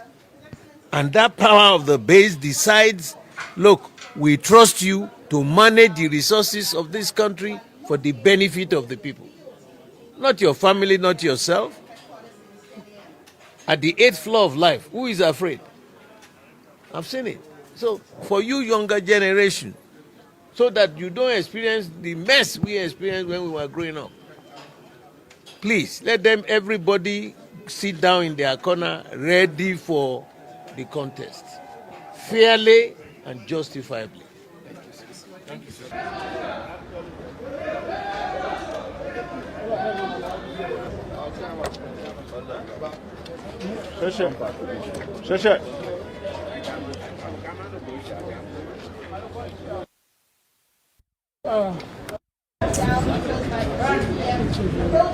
Okay, I will stop that one right there. A lot actually happened today, and a lot is happening every day right now in Nigeria. 2027 is still like 2 years away, but campaign have already started. It's shocking, right? Yes, but it's the reality. It's already happening. For the first time in my lifetime, seeing campaign have properly started 2 years in advance.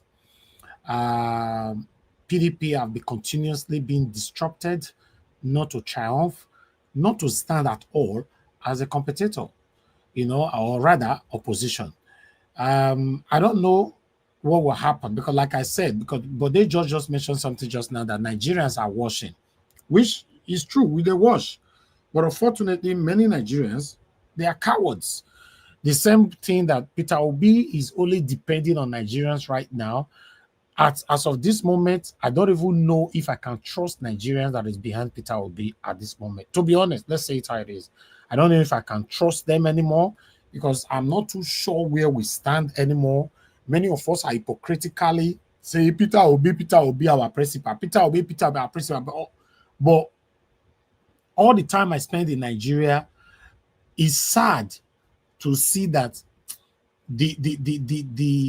the silence in that country, my people, no say that my word will not define some of you now, but I want to let you know.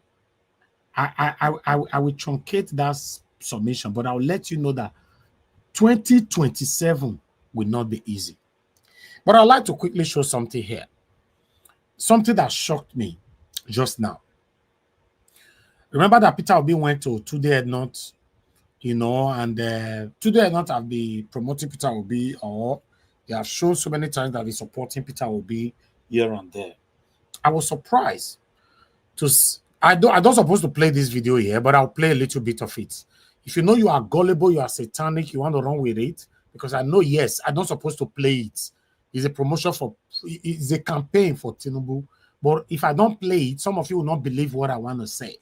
It's Today Not that posted this video. So I would like to quickly post this, showcase just 10 seconds of it, then I'll remove it. Watch this video.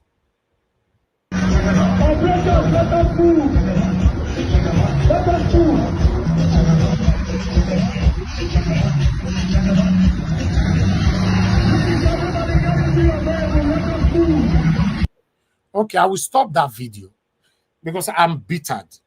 I'm bitter because many of you here, you don't value your own. That's the truth. Many of you don't value your own. And when things are happening like this, because of Today Not response, that's why I'm saying that many of you don't value your own. Like people like us that dedicate ourselves here, you will see some people still don't believe in us. Some people they don't want to encourage us. They are not interested, but they want Nigeria to be fixed. And it's painful. Sometimes I'll beg people here, oh, super chat us, you have to beg. I have my constant people, but you have to beg. Oh, press the like, you have to beg. Share the video, you have to beg. Press the dollar sign. Yes. This is somebody that Peter Obi have constantly, repeatedly, promoted, and he has also promoted Peter Obi, let's be honest. But because of this video, as we speak, Today I not posted this just 45 minutes ago. I left a comment there, though, but I didn't bring my own comment, not for now.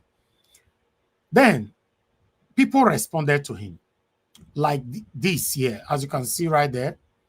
Somebody said, Tunde, but why you go accept this kind of job? We, the obedient, are not happy with you. There, Tunde had not responded by saying, your papa, I will collect money from all political parties. And I still go, I still go with Peter Obi. I will collect money from everybody next election. Your papa once more. Okay, I want to ask you listening to me today. If I have to promote Tinubu today on this platform, in case you are never here, I don't know if that's true, but I'm hearing a rumor. I don't know if someone from don't hear, if you don't hear, put up for comment section that my name will be added to people on the presidency that they want to use the platform and all that. Nobody have contacted me, but I'm hearing it from a distance. I was shocked when they sent me a video where Naija Watch name was mentioned, Naija Watch Media to the presidency and all that. Did you see that? Just put on the comment section if you've come across that. I don't want to elaborate on that.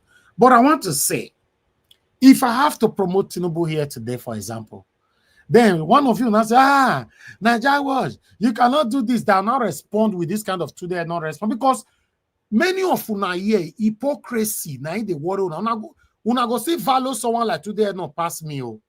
Me that I've dedicated everything about me for this journey, everything. My time, my money, my everything, my life, everything. But you will still value someone like today, not pass people like us. Even after this statement, that's the surprising part of it. It's shocking. Then you now ask me, Naija Watch, why would you, promote Tinubu like this and not say, your papa, I go collect money for everybody, but now Peter Obi I still the support. How would you feel? How would you feel? Listen, guys. Yes, but Mr. Johnson Emmanuel, today not a typical Naija hustler, but Peter Obi is there 24/7 with him. People like us, sometimes when we talk, when I say when they talk, we have to speak. Yes, you see now, you just call him a hustler, right?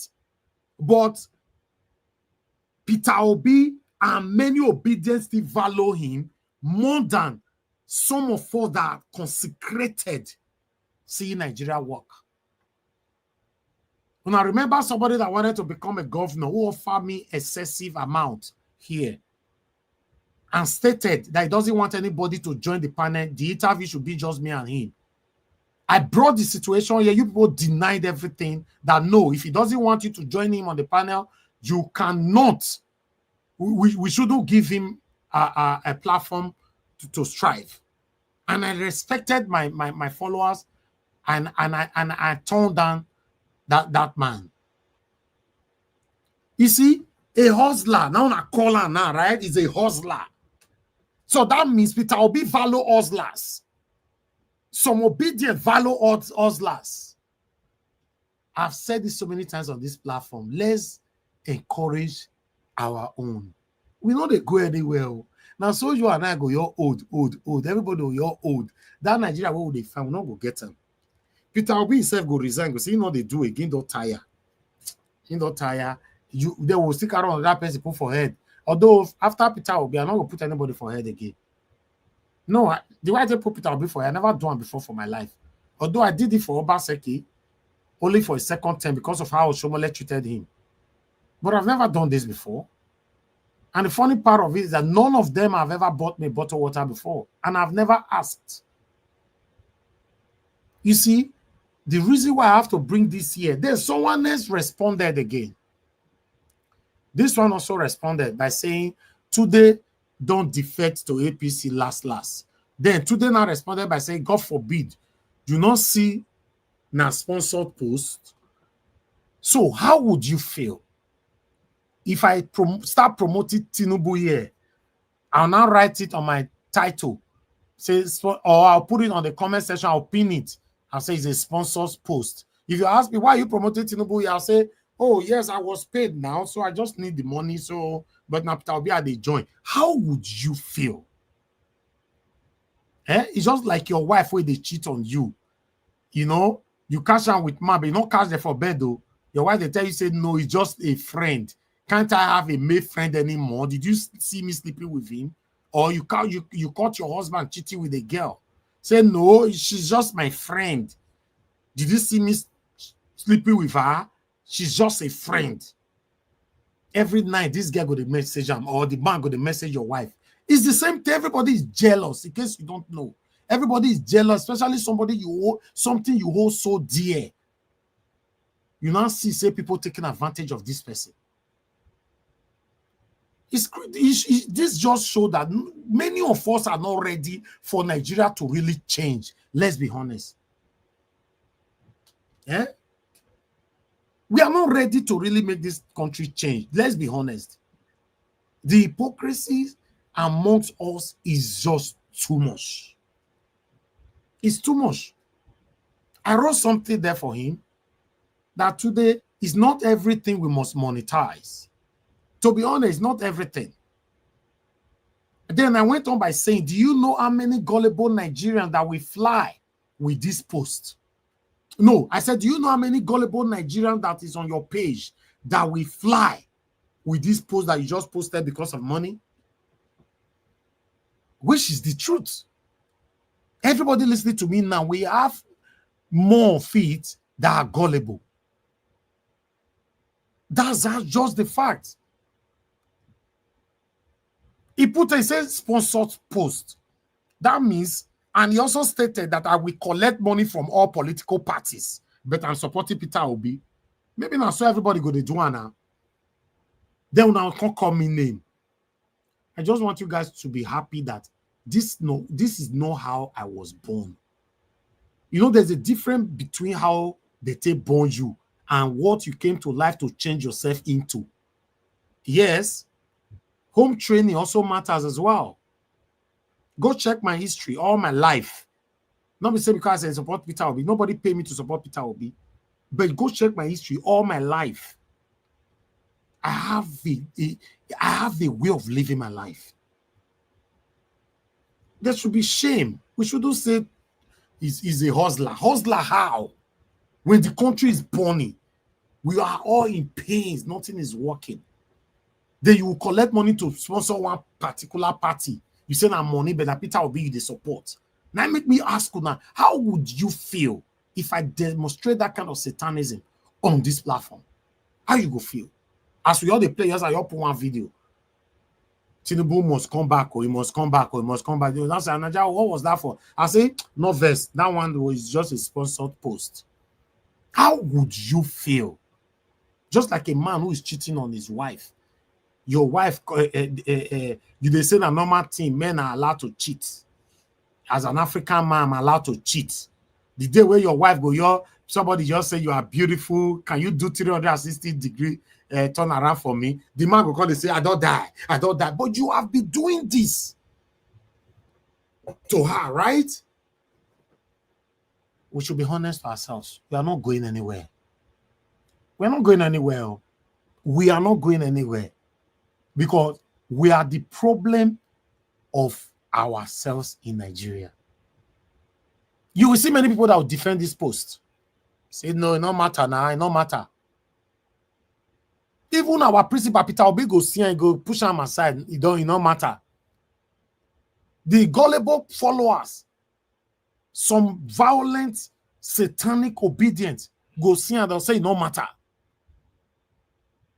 Then wait till come matter. My panelists that comes here all the time, speak. You think they don't have better things to do?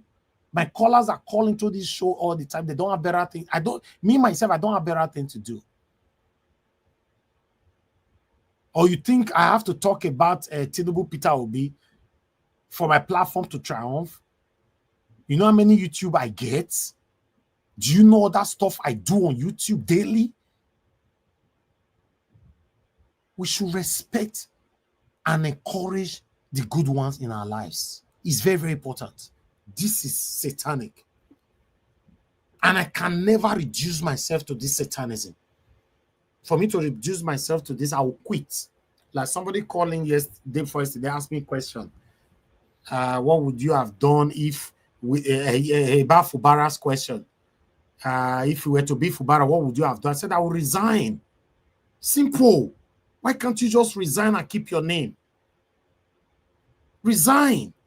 Say, no, okay, you people carry the governorship seat or whatever. I'm not coming back. I'm done. Go home, live the best life with your wife and children. But no, greed. Greed. We want to have everything in the whole world. No go let us resign. What do I know? Good morning, good afternoon, good evening to every one of you. I appreciate every one of you right there. For those of you just coming in, thank you so much for your time with us. I'd like us to move on right now. For those of you that want to call in, this is the best time for you to call in so that we already spent 2 hours plus with my presentation. So I would like to quickly take on the people that's going to call in and those of you that want to join the panel so I can round up on time. You know, say Nigeria, they don't like people who speak this kind of truth. They know they like them. That's why we are where we are today. Probably that's why we'll continue to be like this. Yes, we are not united. It will be difficult for us to triumph. Yes, we have a long way to go. I'd like us to hear from Black Panther. Black Panther, thanks for calling in, my brother. Please talk to us. Good evening to you. Thank you, my brother. Talk to us. Thank you. Good morning, good day to everyone. Naija Wash, you are very specific in your approach, and I thank God you made this on air for future reference and for future purposes, because you've spoken your mind out on the issue, and people are silent. People are waiting. But one thing, I in particular, I'm not waiting for whether Peter Obi is called in, Peter Obi is not called in to be the flag bearer. Purposely, I am waiting for the direction where the ship is sailing. If the ship want to crash, God will reveal it. We will know beforehand. If the ship want to sail, we will know beforehand. And if a captain that is not supposed to be on the ship to sail that ship, we will know the reason why that captain is there. And if the reason is for a purpose, we will know the hidden reason. So Naija Wash, don't be moved at all. You've spoken very well. And at this exact time, decision will be made by every one of us. We will know what is going on. Even Peter Obi will look. If Peter Obi comes, if I encounter Peter Obi in any gathering and I'm opportune to speak or ask him a question, there's a question I'm going to ask him, and that question is going to embarrass him very well. And I will make sure I open it up to make sure that the question really land in his heart and we apologize. Now, why is Peter Obi going to the north? Because he supported him, isn't it? And other people that supported him, he does not know them. They are giving him false information, and he's sitting on the false information. He's not exploiting. That's why I said that nobody values genuine people. And tomorrow night, if I put my car for reverse, you see a lot of criticizers will come. No. That is it. It's crazy, man. That is to show you that Peter Obi is not perfect and is not really putting the cards on the table to really investigate everything they brought to him. Everything is assistant give to him. He's not really putting to the table to assess it. But one day, before I make my decision, I will try as much as possible to get to a platform where I will ask him a question. I will so much be very blunt that day. After the meeting, he will call for my name and I will rebuke him. You want to tell me, say, the interview with Peter Obi Grant yesterday, they not get Naija Wash family that were there that could ask those questions. Many of them are satanic here. They don't select to go ask and question. Some Naija Wash people were there. I was informed they were there. I know, I said I checked the time. I said, the meeting they would not finish because it's for 9 something. I said the meeting they would not finish. I knew, I got the signal that there is going to be a meeting. I got it, but I wasn't opportune to get in. But I know that if they see my name, they go blacklist and they're not going to let me ask questions. Because if I have the opportunity I've met General Gowon before on a flight, and I talked to him. I will be opportune to meet Peter Obi, and I will be so blunt, and I guess he's going to make a national apology, because there's so many things that he's doing wrong that the ADC, all these assistants are telling him the wrong thing just for their selfish intention. And when he gets to power, you see all of them will be rushing for their position to steal money too.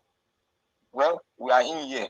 We are going to see what's going to happen. But I know the die will be cast, and maybe the country might split. But I don't know. But I know one thing: a lot of our obedient will run to the camp of Tinubu. I am very sure of that. Thank you, Naija Watch. God bless you, my brother. Thank you so much.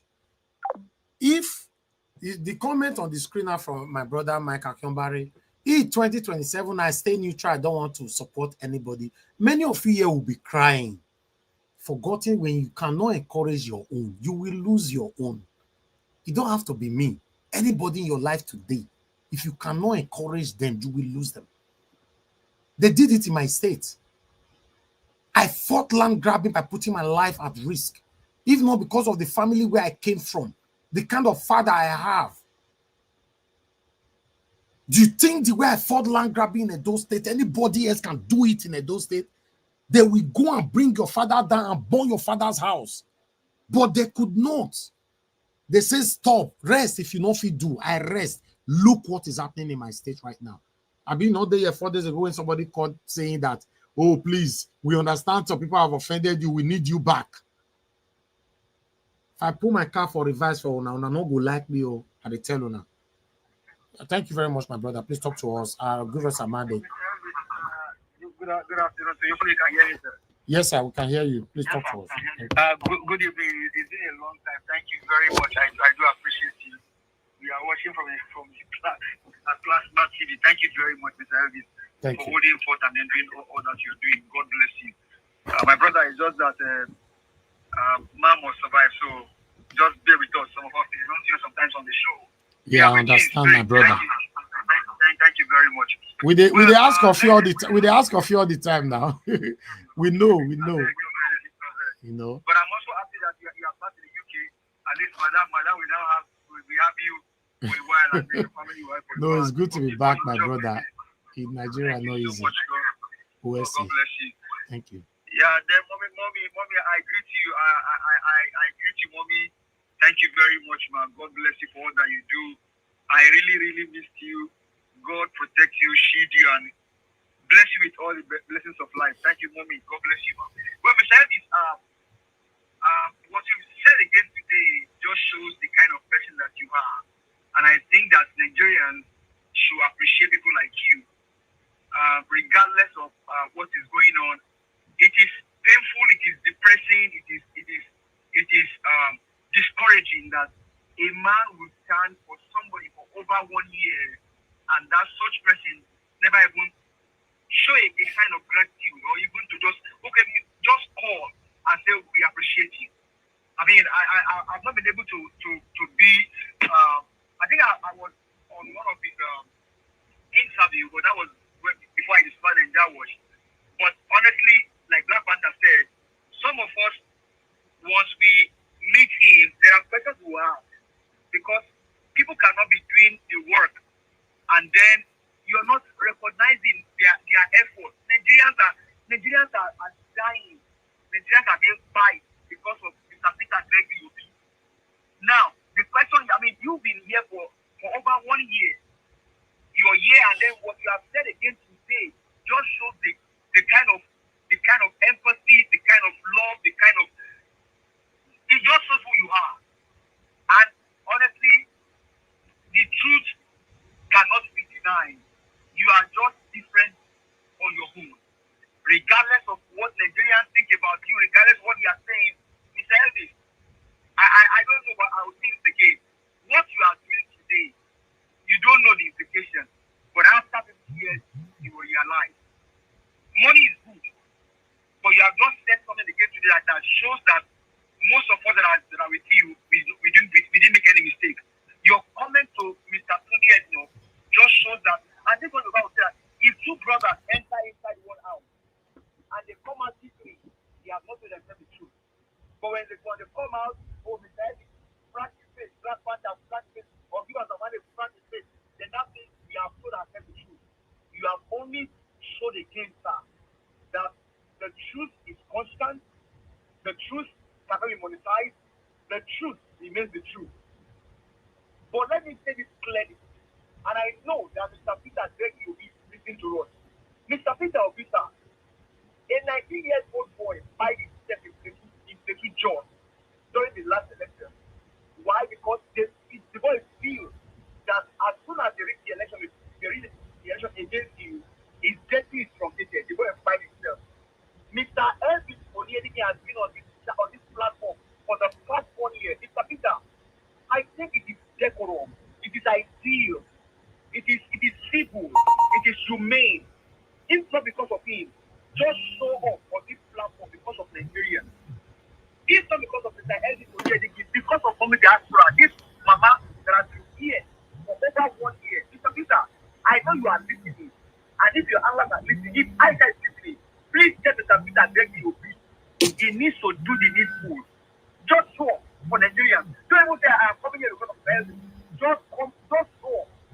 A call is not too much. I just have a question. Mr. Elvis, I just have to ask a question and he told me I can call him. So, Mr. Peter, I know you have his number. Just call him to appreciate this man's effort. Most of us have been here for over 1 year. Just bring this talk of God for the soul of Nigeria. Mr. Peter, we love you that we are following you. So, do the needful, sir. I will not wait until I meet you. We can call the same here. People wanted to be so because of money, but this one is big talent for. So, do the needful, sir. Mr. Peter, thank you. Thank you very much. Thank you, my brother. Once again, I love you as a brother. I may not have you, but I love you, sir. Thank you, my brother. I love you too, my brother. Thank you. God bless you. Thank you so much. Thank you. God bless you, my lovely brother. I appreciate you. Thank you. All right. Before I pick another call, let me quickly say this. I spent so much time in Nigeria. God forbid, if God did not give me the backup that I have today. Get this right, oh, this statement very right. God forbid, and I fall in trouble. When Peter Obi tweet about me to say they should release him now, like Peter Obi always wish Today Not happy birthday every year, or tweet about Today Not all the time, or run to Today Not all the time, with Peter Obi would have go to his Twitter because he doesn't know me. That's what he's pretending, right? That he doesn't know me. I've sent him series of messages, everything. I have Peter Obi direct number, not through PA, direct phone number. Every message I sent to Peter Obi tick twice. No, that is not ticking. Maybe it's a wrong number. Direct number was given to me that somebody that was very close to him that is not close to him anymore today. Tele. Right? So let's assume with all that I've been doing and something happened to me. So would Peter Obi have tweeted about me to say, no, he must be released? Listen, if we want a better Nigeria, you don't need to look at me today. You that is listening to me today, become a competitor. Turn on your social media and start broadcasting every single day and start speaking truth to power. Then you will appreciate people like us. If now money will they make, start making the same money. Or God punish you, say you don't like money. Since some of you have monetized everything, this was what I left for Today Notes. Just now, I said, today, you can still refuse this money and stand for what is right, as you have always done. Do you know how many gullible Nigerians on your page that will fly with this deceptive post? We shouldn't monetize everything, especially with the current state of the nation. Unasiam, you know what that means. But today just make it clear. Say, somebody accused him, they say, your papa, I will collect money from all political parties and I go still vote, be with Peter Obi. I will collect money from everybody next election. So it don't let you know now, say 2027. Mr. Ben, because I know they hear this. Good evening to start with. Are you surprised? I'm not surprised I'm kind of surprised. Yeah, but you shouldn't. What was that not the advice that Peter Obi gave? Was that not the advice? I mean, let's go, make we know they do like say we know they remember things. Now the advice when Peter Obi give electorate, now be that. If they want give una money, collect now una money. What do we talk about? So okay, that means if I do the same thing now, nobody will complain, right? Mr. Evans, go ahead. Nigeria not go work, collect your money. Unfortunately, I wasn't brought up like that. Unfortunately, by God's grace. If the people that you are fighting for, the people you are fighting for, you are fighting for, is telling you to go that way, which means indirectly he's also going that way. Hold on, ma. That's why I said, rather, fortunately, I'm not hungry. And by God's grace, I can never be hungry again my entire life. So I cannot. And I'm not so greedy. Because some people, they will know they're hungry, but they are greedy. Right? I'm not. I wasn't brought up that way. My pain is that till today, 3 years now, I'll be calling that we want to have 50 Nigeria Watch platform. Tell me one platform apart from Nigeria Watch today that comes out every day speaking for betterment of Nigeria. Tell me one, only one. I'm not saying even 10 now. If you are listening to me today, tell me one. Maybe I never know if it all day. Everybody here, they do content, they go. And we want a better Nigeria. We are not going anywhere. As I come UK, so I'm supposed to relax now. I'll just relax. I don't do anything. You know how many of my mates, they come UK? Even though na 3 months they want to spend, they'll quickly find a part-time job where they want to do. For that 3 months, they add join money to go. I come UK the other time, I spend 1 year. Nicer house I did. I know many old people with already 60 something come UK, then they find part-time job where they want to do. With agency, they register with agency where they want to take join money to go back to Nigeria. We are grateful hearts. I'm grateful forever because I started my hustle when I was very, very young. Yes, if you look at me, you can guess my age. I built my first house. If I don't want to go there, I started investing since 2005. Calculate it. Somebody who started investing 20 years ago. Guess my age on your own and minus that 20 years out of my age. Tell me how old I did when I started investing. I'm a very hardworking person. Thank God my brother Black Panther can testify. Many of you listening to me right now. When I end Nigeria Watch broadcast, everybody good night. You think I they go bed? Do you know how many times someone like Madarita have told me around 2 a.m. in UK or Nigeria time that Mr. Elvi, please go sleep, oh, I beg, go sleep. I'm a hardworking person.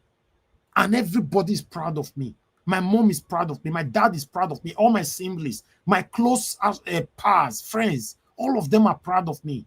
I'm a workaholic. That's why you see, they ever born that politician where go come and say, he don't buy me water drink before. Where you dey? It's not possible because my name is too precious to me. My name, never, is impossible. It's too precious to me. I only just came to UK yesterday. Yes, yesterday, Sunday. Today is Monday now, yes. I did broadcast that say yesterday. I'm on air again today. And I've done 2 videos today earlier on. I'm challenging you listening to me today. Please do the same. I want to be proud of you to know that we have 2 people now, like Nigeria Watch, coming out daily, speaking truth to power. If na money with a pack for you, maybe you still pack the money. We are not going anywhere. And it's paining my heart. People like us that have done 1 or 2 things already in Nigeria. And apart from that, people like us, a patriotic Nigerian that love his whole country so much. Many of us are deceiving ourselves now. We are not going anywhere. We are not. It's crazy. Do you know that I have a law that I could not reveal today? When it was very close that Peter Obi it was about to be declared as the president of the Federal Republic of Nigeria, all of them started fighting themselves. They're beginning to truncate my name. I was like, eh? If I mention you names of the people that were fighting, you go shock. Some of the people you are following today that claim they are closer to Peter Obi than people like us. They were already fighting. Namigo, you'll take this position. I was like, what? What? Are you aware that more than a decade ago, I was called for commissioner in Edo State. The appointment was selected for my dad, and I was choosing. I refused it. Nigeria Watch have not even started like the way it is today. Everything I say, I have proof for all of them. I don't lie, but I'm not a perfect person. I refused it. So I don't need to do anything because of you listening to me right now. I just want everybody to stand for what is right. If not, we know they go anywhere. We know they go anywhere. If you think I feel bad that Peter Obi prioritize people that are hypocritical over me, of course, I'm a human being. Why can't I feel bad? Am I not a human being? I'm a human being. I will feel bad anytime. But not for Peter Obi to come buy me water, make I drink. Or come give me money. Peter Obi don't make it billions. I want him to live long, good health, and enjoy his life. Apart from that, I want him to hold a position to also make us enjoy our own life by giving us truly good leadership. Now I'm going to do what I do today. Not be for him to come say, okay, you have done work, send me your account number. Me? If you can find out that Nigeria Watch account number will be given to any political figure in Nigeria, you are proof like that, I will give you 10 million naira. If you can expose me, and if you know expose me, God will punish you and your entire family. It's impossible, except the Siam. Say, in fact, in case you don't know, I felt use and laugh for this platform. The day where I go receive big amount from my account, I will come here, come talk and say, somebody pay big amount, pay 10 million for my account to I beg, make I quit and ask myself that before they go say. Me? I'm not a perfect person. But when I started following Peter Obi, I see this man, say I can learn from him. I dey follow to that, not be Igbo man. I be proud of that man. I say I can learn from this man. A man where everybody they pursue, they go, they don't see any corruption to enable tomorrow. So I can learn from him. I can learn from him, regardless of what. Even though I feel bad that Peter Obi patronize people who are hypocritical around him, but I will still choose him over you that is listening to me right now. Why not? Tell me, do you have another person? If you are not hypocritical, so feeling bad is different from you know what is right. You want to pretend say you're not right anymore because you the verse. Automatically, Peter, I'll be not your right anymore. Because I can verse for you, I will still say it how it is. We are not going any. Peter Obi is not even the problem we have in Nigeria. The problem we have is us. We are too hypocritical. We are not going anywhere. I appreciate every one of you, my people. Mr. Alabo, you were calling. I just wanted to give this submission first. Let me quickly call you back, talk to us. Let me go to the panel. Please, on the panel, just stay mute for now. I'll come back to you shortly. Let Mr. Alabo talk to us. Mr. Alabo, I'm calling you back. Please pick on time. Guys, press on the like button and help us to share. If you want me to see beg, I go beg. Help us press like, make you share. Mr. Alabo, talk to us. God bless you. Good evening to you. Thank you, Mr. Nigeria Watch. Thank you, sir. You have noise in your background. Sort that out, sir, please. Thank you. Talk to us. It's sorted. Okay. All right, sorry, now my children. They didn't know. Mr. Nigeria Watch, you are Mr. Elvis. You are who you are. You are doing a great job. I just want to encourage you. Remember, you are not working for Peter Obi. You are not doing this job because of his Peter Obi. You want him to notice you or to come and compensate you. No, you are working for a good Nigeria. The same way Peter Obi is doing the same thing. We are all working together. You are doing a great job. Please don't be discouraged. Some people may decide to use their platform to get some little money they want to get in doing advert. But that is not you, Mr. Elvis. You are who you are. Nobody can be like you. Remember in the Bible, Jesus was walking with his disciples. Where was he going? Zacchaeus never knew he was coming to his house. Zacchaeus tried every how he wants to do to see Jesus. He was struggling. But Jesus cited him and said, come down. I'm going to your house. He never knew it's going to be a special day for him. So Mr. Niger was pleased. Whatever thing you are doing for the sake of your generation, for the sake of millions of voiceless Nigeria. Keep doing what you are doing. God is the only one that will reward you for your good works. And I strongly believe God is already rewarding me, to be honest. God bless you for that statement. Yes, you are doing great too. I want you to mark this. You are doing great. Just put it at the back of your mind. You are not doing it because of Peter Obi. Even if you are supporting Peter Obi, all of us are supporting him. But Peter Obi, like I always said, you said it, he's a billionaire. We need the future of our children. We are doing it for the voiceless people because you have the heart. Check around your platform how many you are doing giveaway supporting Nigerians. If it's working today, those money you can use it to buy one plot of land. And everybody will be living well. So we want a Nigeria that will be working.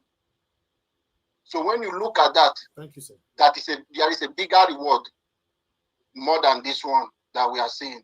Whether it's coming, but I'm sure Peter Obi will be on our platform one special day and address millions of obedience on this platform. Let's keep doing what we are doing. We are doing a great job. You are doing great. Thank you for using your platform to promote a better Nigeria. Thank you so much. Secondly, sir, please, I appeal to you. I have a special letter for Mr. Fubara and Emwike. If you have 5 minutes, please help me. Just showcase that letter, please.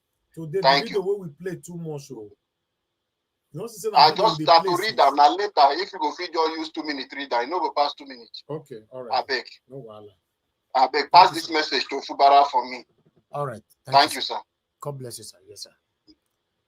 All right, my people, I'd like us to move on to my panelists right now. I want you guys to understand that sometimes these outbursts do happen, especially when you see comment like this. It just makes you feel like discouraged and all that. But see people like Labo, Black Panther, give us a do call it to the show, and some of you on the comment section give us boost again to have a reason to continue to do what we are doing. For real, I'm not doing this to help Peter Obi. Let's be honest. Yes, not to help him. Yes, I'm just only using him as the vehicle that can lead us to a better Nigeria. That's just the truth. He can be that leader that can lead us to a better Nigeria. Not to help him personally. No, that's not what I'm doing here. Yes, but sometimes, it's painful when you see people monetizing everything, thinking that no, because I also saw a comment just yesterday here when somebody was saying, and I mean, want to work for a politician for free. I go collect money from their hand, though. I read it on the comment section just yesterday, but I can't remember the platform. I was like, these people, they even understand what they happen for the country, saying that the same money all of us they collect, they go. Now he put us for where we did so. Anyway, if I continue to the talk today, nobody else can talk. But let's just move on. Good morning, good afternoon, good evening to every one of you. Mother Patricia, it's good to have you on the show. You're the first on the panel. Please talk to us, man. Good evening again, Mr. Elvis. Mommy Diaspora, good evening. Good evening to all our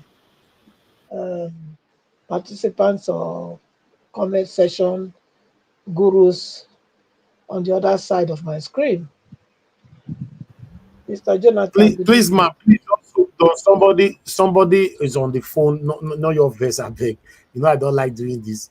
Madam Amy, please quickly talk to us. Guys, just press on the like. Stop it, Madam Amy. Yes, somebody was already giving submission already, but quickly talk to us. Thank you, ma'am. I didn't know you were there. Okay, sorry, I've been out because it was my son's birthday. I didn't listen to the broadcast, but I had anger in me this morning when I was listening to Arise News, when I heard Mr. Abati talking about the settlement with Fubara and Wike is just so annoying. It just shows that Abati is just an educated illiterate and is just a fool. He doesn't even want Nigeria to be good at all. How can Tinubu, as a president, allow one man to dictate a whole state, to choose all the local government chairmen? Nobody should hear that and not say something to Tinubu to tell him to recheck his brain. Maybe he has dementia or something. I think Tinubu is going mad. This democracy, they are calling him a Democrat. He's just an idiot. He's a man that does not have sense. He just wants to destroy the country. How can Wike be doing a third term openly in the country and nobody's saying anything? How can Wike be doing third term? In Arise News this morning, Rufai was the only person that could speak truth about what is going on. Even OG is even the most annoying person. No, OG will be laughing like an Ojo, idiot. she's very hypocrite. Very idiotic, we're laughing like a fool. Even this morning, the tweets that she read, you would know it was given to her. Maybe she was even paid to read that stupid tweet about it was so interesting. This, how can you, of all the tweets with regards to how we want to make Nigeria to be better, the useless tweet that is talking about submission to who? That was the one the idiot girl could read and saying it was interesting. Thank God somebody like Rufai is there. People can be saying whatever they want to say, but Nigeria would not be good having those kind of people in our media space behaving like idiots, and they're trying to paint it as if they are actually trying to make Nigeria to be good. It's just appalling. It's a disgrace. And again, Tinubu should just resign. Tinubu should resign, please, because that man has dementia, 100%. You cannot be openly be stupid, and people will not tell you the truth. You are giving 4-point agenda or something for a sitting governor. When he was a governor, can he take half of that? What you cannot take, you don't give it out to anybody. Thank you. Thank you. And now, how can Rivers tell that all the River State, all the River State former governors, are they fools? Can they come out and take their state and give it to the people and let the people have democracy? Because Abati was talking about, let's see what Tinubu is going to do with. This morning I was going mad. I was like, oh my God, I want to stay and listen to Nigeria, but unfortunately I just came in because I took my son out for dinner. But Nigeria, we just have to pray, and Nigerians need to wake up and do the right thing because everything is just falling apart. Thank you very much. Thank you very much, ma. God bless you, Mama. Don't vex. Audio play sometimes. If we have to be honest, that another area we still need to sit down talk about. Audio plays. She's not even overdoing the whole thing. In fact, the whole thing don't tire person. You go the whole loser and person go the tire. I don't understand. Mama, I beg talk to us. I beg. I will not interrupt you anymore. Thank you very much. No, it's okay. Thank God. Yes, is it Peter Vincent? Yes, that was being interviewed to Daddy Freeze show. I don't know whether that's the correct name for that, but I know it was Daddy Freeze and somebody is going, interviewing him. Yeah, that guy is very outspoken, speaking to power always. And most of the things he said is truly the experience of the country called Nigeria. So, really and really, there's no country, honestly. We're just deceiving ourselves to be saying that we have a country. We don't have any country because the country or the so-called business entity that was set up by the British woman and her boyfriend is for the elite, like we are seeing. How do you explain how that you have over 400,000 police, 200 of them, 200,000 belongs to protecting the so-called what they call them, politicians and traditional rulers and pastors. pastors and imams and their immediate family. So what is left to protect the rest of 200 million people? 2,000 something, 2,000 as a fraction, I will go nowhere. So we see the decadence of the so-called jungle called Nigeria. Yes, say jungle because they treat themselves like jungle, like animal kingdom.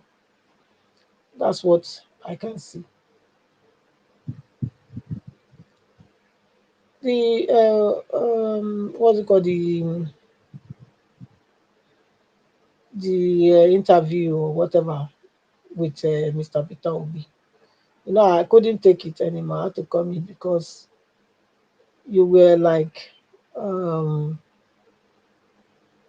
not reminding yourself about what Peter Obi himself said regarding this type of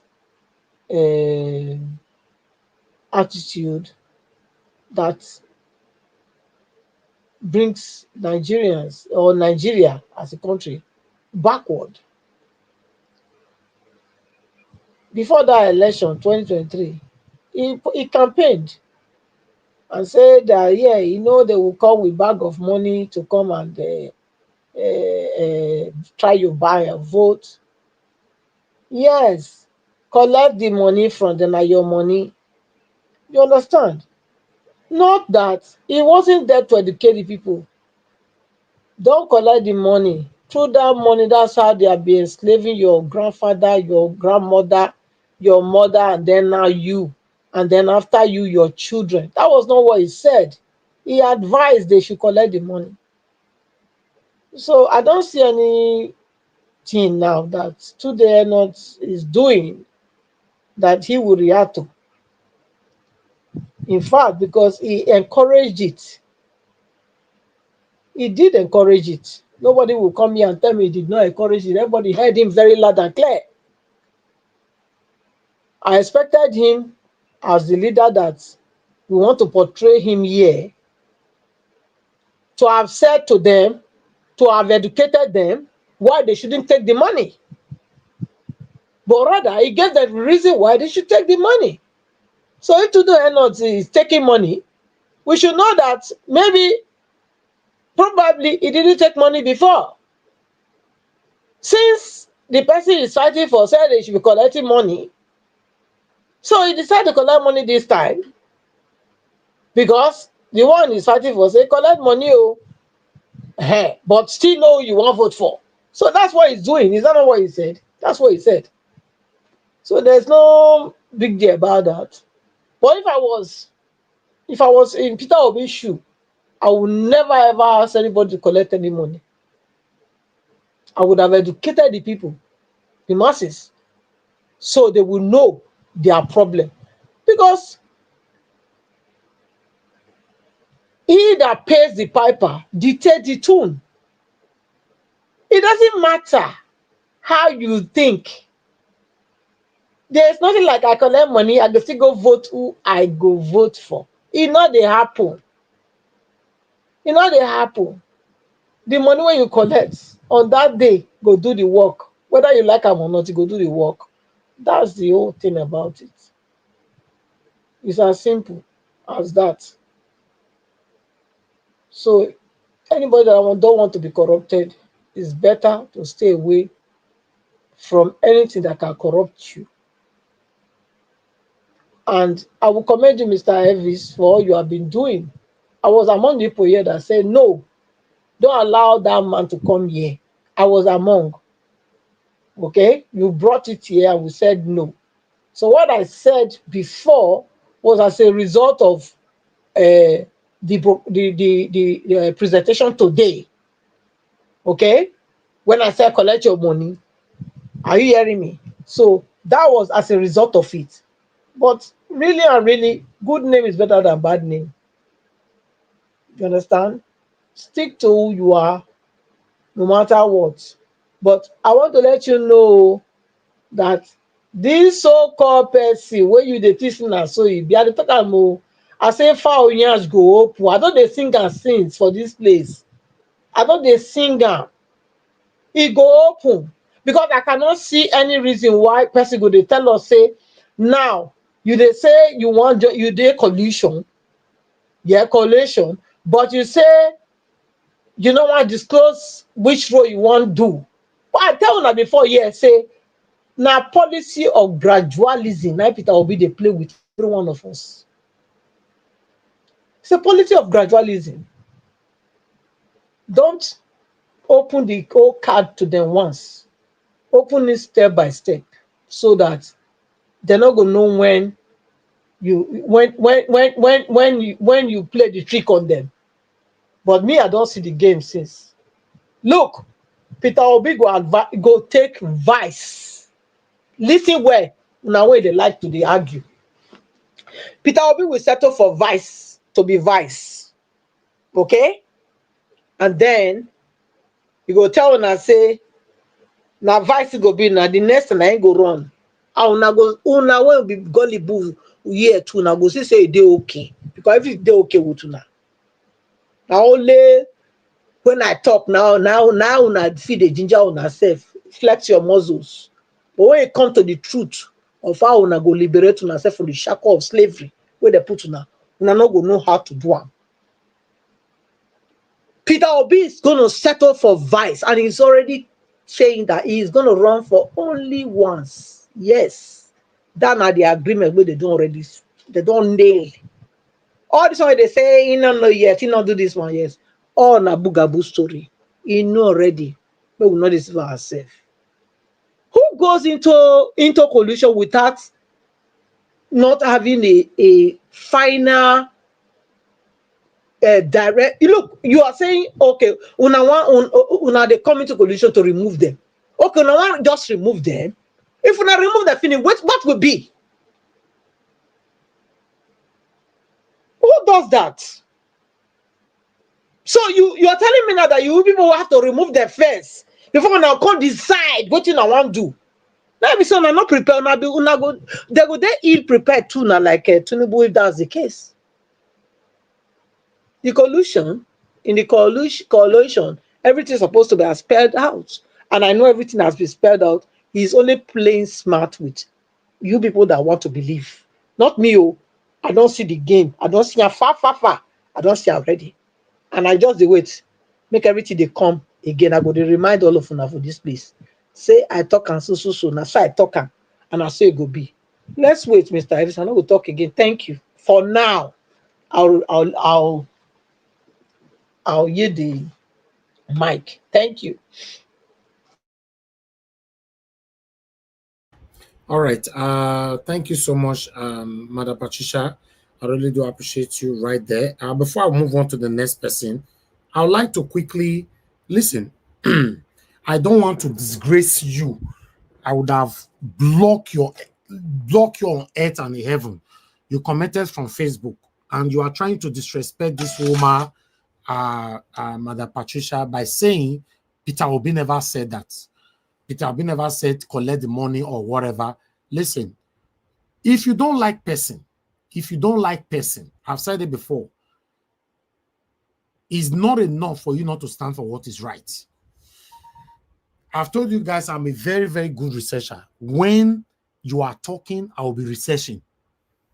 You might be surprised, how do I get the right word to bring what I'm looking for out? Yes, that's why I study film and media. I have a way to look for it. Madam Patricia did not lie.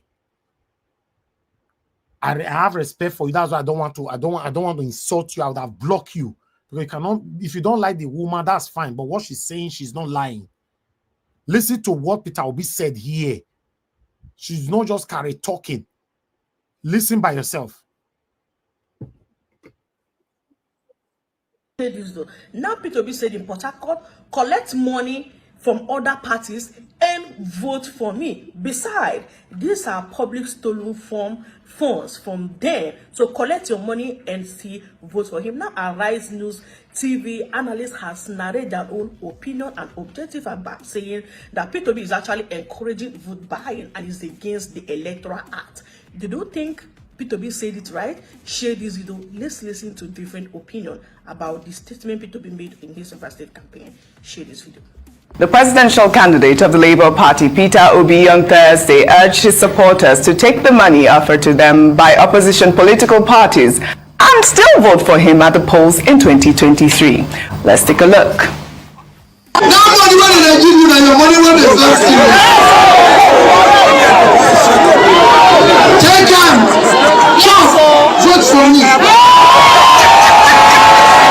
Well, Peter. Okay, I don't need to continue with that. So please, I've had talk on before. I beg, if I don't like somebody, it's not enough for you people to attack people anyhow. I don't do that. It's my duty to protect all my panelists on this platform. Yes, my callers, my commenters is my duty, and I'll be doing that for the past years, and I will always do that. And if she's also wrong, I will also put it to her that she's wrong. Her statement was 100% right, but did Peter Obi said collect money from people and promote them? That's the question. But I'd like us to move on. Mother Deborah, we're calling before I come to Mr. Jonathan. Mother Deborah, I just want to return your call. If you are listening to me, if you ring just 3 times, you didn't pick, I'm moving on. You know, guys, help us to press on the like and help us to share. Thank you. Mother Deborah, please just speak on time. Okay, guys, just hold on. I'm waiting for Mother Deborah to pick. Okay, Mother Deborah, it looks like you are not there. I don't want you to be calling once people someone is giving submission. Okay, she's not there. Let me just move on. Mr. Jonathan, it's good to have you on the show. Thank you very much, sir. Good evening to you. Please talk to us. Thank you, Mr. Evans. I greet you once again. Thank you, sir. Yeah. Oh, sorry, she's calling back. I bet not your voice. Oh, God. Mother Deborah, when we are calling you back, how come you don't pick Mama? Eh? I'm so sorry, Mr. Elvis. I'm just going back from work. Okay, talk to us. You only have 2 minutes. Just go straight to the point, please. Good evening to you. It's just a quick one. It's just one. Good evening to everyone. I saw I think the last video where you were showcasing Tunde Egnod about promoting Peter Obi. You shouldn't be surprised. Yesterday we saw the Omonoba promoting Peter Obi as well. Sorry, my apologies. Promoting Tinubu. Was it not yesterday we were heartbroken that the Oba of Benin, the monarch, rather than addressing the problems, the insecurity problems in the state, was focusing on promoting Tinubu. So this is just, you see, it's not surprising. Tinubu pumped a lot of money. I remember one video that a very dark man made, and he said that they have given a lot of money to media houses, to individuals, you know. So Tinubu is ready to pump in money to buy people who are willing to be bought. And Mr. Elvis, I can tell you that before 2027, even the people that you think have integrity, they will sell out. We are going to see more of that. I'm not surprised. Me, I'm not I will not be surprised. I'm telling you. It was just yesterday here you were disappointed that with everything that is going on, why should the monarch, instead of addressing the problems, is focusing on promoting, because money has been pumped in. Money has been pumped in. Tinubu, he knows that Nigerians like money. So the moment they give them money, they will start singing another music. So before 2027, we are going to see more of that. People are ready to sell out and are ready to collect money. that is just what is going to happen in the next election. It's going to All right, be thank you. like a Game of Thrones. So Thank you, ma'am. unfortunately, this is something that we'll have to deal with. Thank you so much, Mr. Elvis. Thank you, ma'am. Thank you Let's so wait much. and see what Nigerians will do. Otherwise, nothing is going to change. We will learn it. We will learn it the hard way. I agree with you. I agree with you. We will learn in a hard way. You know, we will learn in a hard way. And that is the truth. That is the truth. We're going to learn in a hard way. All Thank right. you so Thank much, you, ma. Mr. Elvis. God bless you, ma. Good night. Thank you. Bye. All right, Mr. Jonathan, you have the floor, sir. Please talk to us. Thank you, sir. Yeah, Mr. Elvis, once again, I greet you. God bless you. And I greet my fellow panelists. You're all welcome. God bless you. Madam Patricia, I greet you. And Mommy Diaspora, God bless you greatly. And all the commenters and all the callers, bro, bless you all greatly. Welcome. I'm kind of a little bit disappointed the way things are going in Nigeria right now. We're seeing an indication, in the direction of the analysis which was made some time ago by Mr. Black Panther here. And I'm seeing the trend that is a very, very strong analysis, which is going to, most like the way things are playing out, will eventually come to fusion. The idea that many obedient will end up supporting Mr. Tinubu. As of today,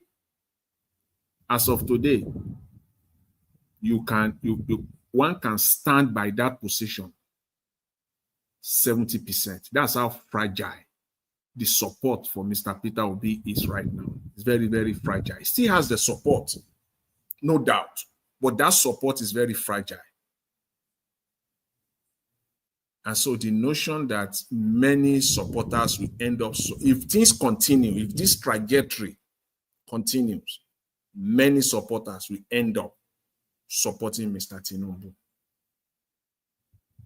Because the idea that it doesn't make any sense. It is just so fun. It's just ludicrous. It's just so, I just know how to put it. You are supporting Mr. Peter Obi. You are collecting money from, you will be collecting, or you have collected money from other politicians or, oppositions or the ruling party, but you will still end up voting for Mr. Peter Obi. It doesn't make any sense. It just doesn't make any sense at all. And we're talking of a new Nigeria, and we want to change Nigeria. How do you want to juxtapose that? It doesn't make any sense. It makes mockery of everything. If for anybody that does that, it says a lot about who that person is. I will see them as opportunists of the moment. The guy called Tunde Ednut. I never watched that guy's video once. I received multiple contacts to join that platform. I never in my life joined that because I just see them as, first of all, I see him as a guy that is not serious. For 2 years, I can never join. I know these are the kind of people. I see them as opportunists. Within a twinkle of an eye, these are the guys, they will flip without blinking. They will flip. They are opportunists of the moment because things are going on in that, that positive trajectory right now. Peter will be momentum and everybody is riding on it, and that's it. If Peter will be out of the picture, these are the people, they will go back to their regular social media stories. These people like this can't trend without, they have to go back to social media story. That's how I determine who I will follow politically on social media. That's my test. And any platform that passes that test, then I know that is worth my time. I will just, okay, politically, if the current momentum is not there, if the likes of Mr. Peter Obi or what we're seeing in Nigeria is not there, will this person still be who he is today? Will he still be talking about politics? Good Nigeria? Once my answer is no, then you know that that person it doesn't worth your time. Mr. Peter Obi, know this. That's why I always ask, who are the people advising these politicians sometimes? You have to, that was the question I asked this guy. I asked him, his guy, is one of his main guy, Yunusa Tanko, when he was on this platform last week. I asked him expressly. I said, how are you testing? What is the criteria? All these people you are mentioning, all this group that you are talking about, how did you come about it? What is the process? What is the vetting process? I asked him the question, but he gave me a political answer. That's fine. That's okay.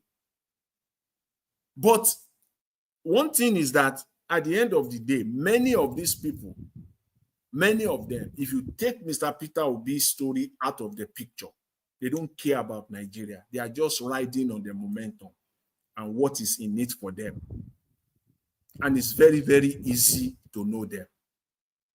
They cannot take any issue and analyze it deeply.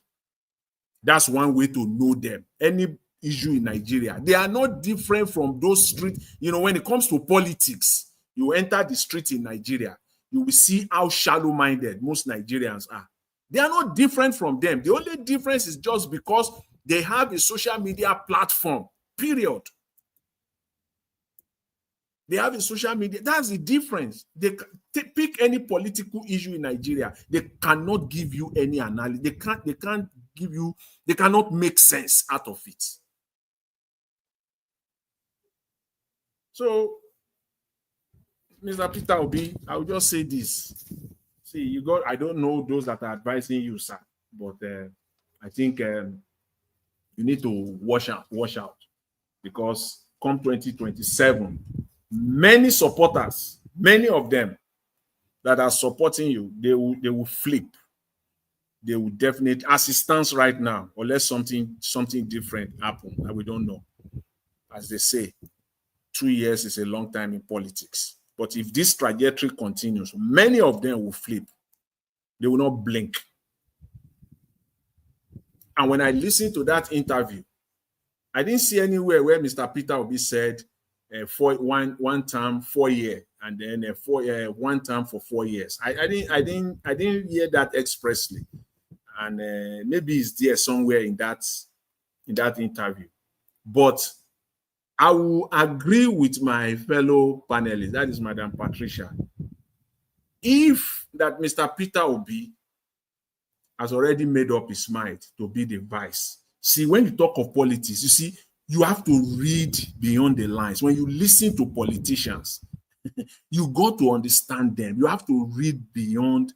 You must go deeper, analyze what they are saying. I will only give Mr. Peter Obi the benefit of doubt now, because I won't say I know his mind. But based on what he said, this is my position. 1 term, 4 years. If that is true, then you can only analyze it from these two perspectives, just these two angles alone. One is that Mr. Peter Obi has accepted the position of VP.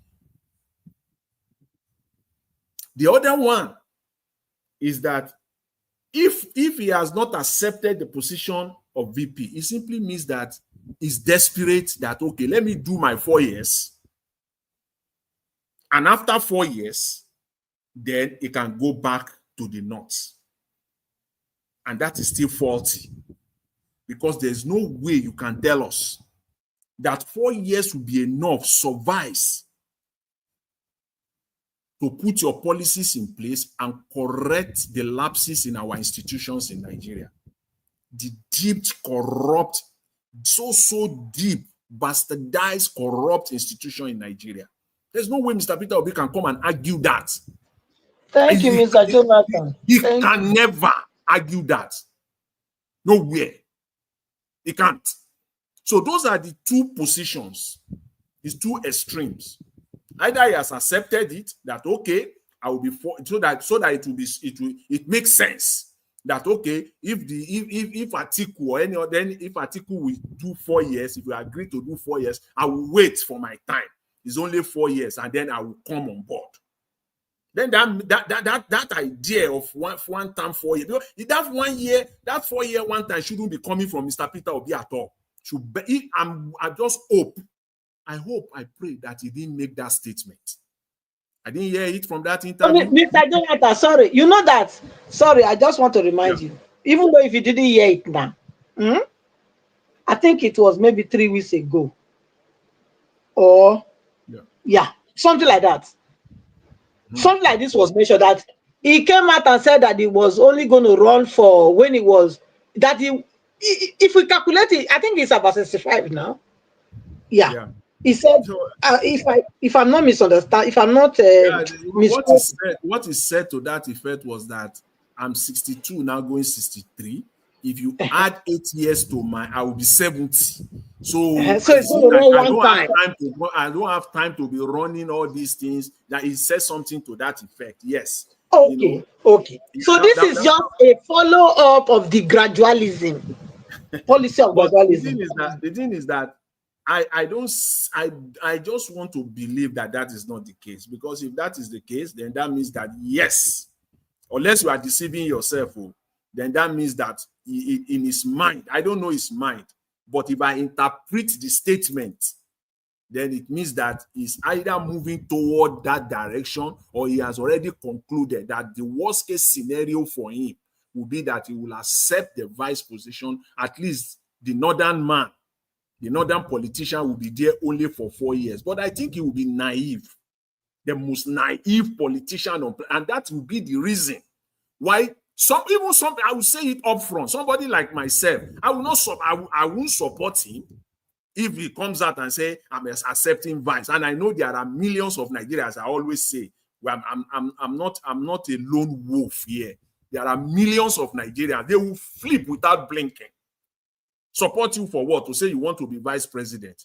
You can go and say that to the Marines. We're not stupid here, supporting you for the last 2-3 years, just because we see that you are the only viable person that we can follow. You are the only person that has policies in place that can turn things around. You are the only person that we can say to a large extent you are competent and you have character to a large extent. You are the only person, and that is why. But that should not be taken for granted. If you now say that, okay, I'm now going to be vice president, then just forget it. You might as well forget it. And you will be so naive to think that one Fulani man, after 4 years, will now tell you that I'm going. No, you'll be so naive.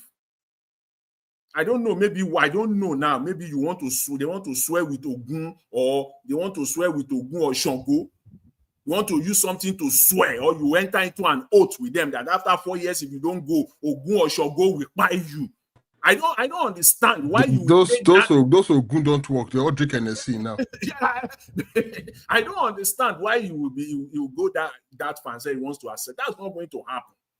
And on the other side of it, as I said, it simply means that, okay, you know what? I'm not going to take 4 years, but I'm not going to take vice president, but I'm going to do 4 years to pacify them and say, okay, let him do. After all, he's only doing 4 years, and then it will come back to us. It is either of the two. We are not stupid here. So that's just the way I see it. And that guy, the video that you show, Peter, with that freeze, that interview, I give it to the guy, and I hope that we have more people like that, someone who can come out and articulate himself and speak expressly to the issues that are bedeviling us in Nigeria. I'll leave it there for now, Mr. Elvis, so that my fellow panelists can take over. Thanks. I appreciate it. Now, don't they preempt Peter Obi? Wow. Right. Mr. Jonathan, God bless you, sir. Thank you very much for that wonderful submission. Thank you for going through the memory lane as well. And thank you for reminding us of what we might likely see or what we should expect in 2027. You know, when me talk for year, they take my own very, very, very, very, very, I don't understand. In a way, they will tackle me. Some of them go the verse for me. So when I talk, everywhere go all day peaceful. So it be like say, make a let una they talk. And I know they fall for trouble. But the way they take they tackle me for this platform, they know I make I talk. Forgotten that I'm just a human being like you. I need to also be expressive. Mr. Jonathan, thank you, sir. I appreciate you. Like I said, Peter Obi is still the goal. Is still the goal. To be honest, more than not see me like this way. If maybe another person day, maybe I for don't go. Maybe another person day where I don't see say he too pass Peter Obi, I for don't go. Although I'm a huge fan of Madam Obi Ezekwesili, I'm a huge fan of how, except say that woman not contest for 2027. If he contest, we'll go deep, we'll go sit down. Sit down where do some kind of in-depth comparison. Yes, that woman a woman women you like. You know, because I believe on her. Same way I believe on Peter Obi. But for now, it's only Peter Obi. Whether Peter Obi slap me today now, if I vest, who I want shoes? It's a question I keep asking you guys. Who I want call shoes? It says I go choose Black Panther. Say Black Panther. Okay, take over. Black Panther now, you know, come off a Texas, me can't go do make a rule. No, Black Panther can run for his local government.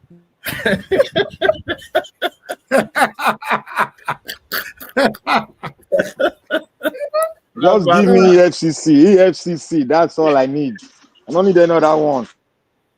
You know, so to be honest, let's be honest, we'll not say because of the verse, we can't go verse, go hit our head for Agama Lizard. No. Verse, you have right, you are a human being, but big but that be say, do you have another person? You don't have. So my people, I appreciate you all. Let's hear from the next person, Alois. Alois, it's good to have you on the show, sir. Good evening to you. Please talk to us. Hello, good evening, everyone. Thank you, sir. The problem is, I don't think Nigeria is going to work the way it is now.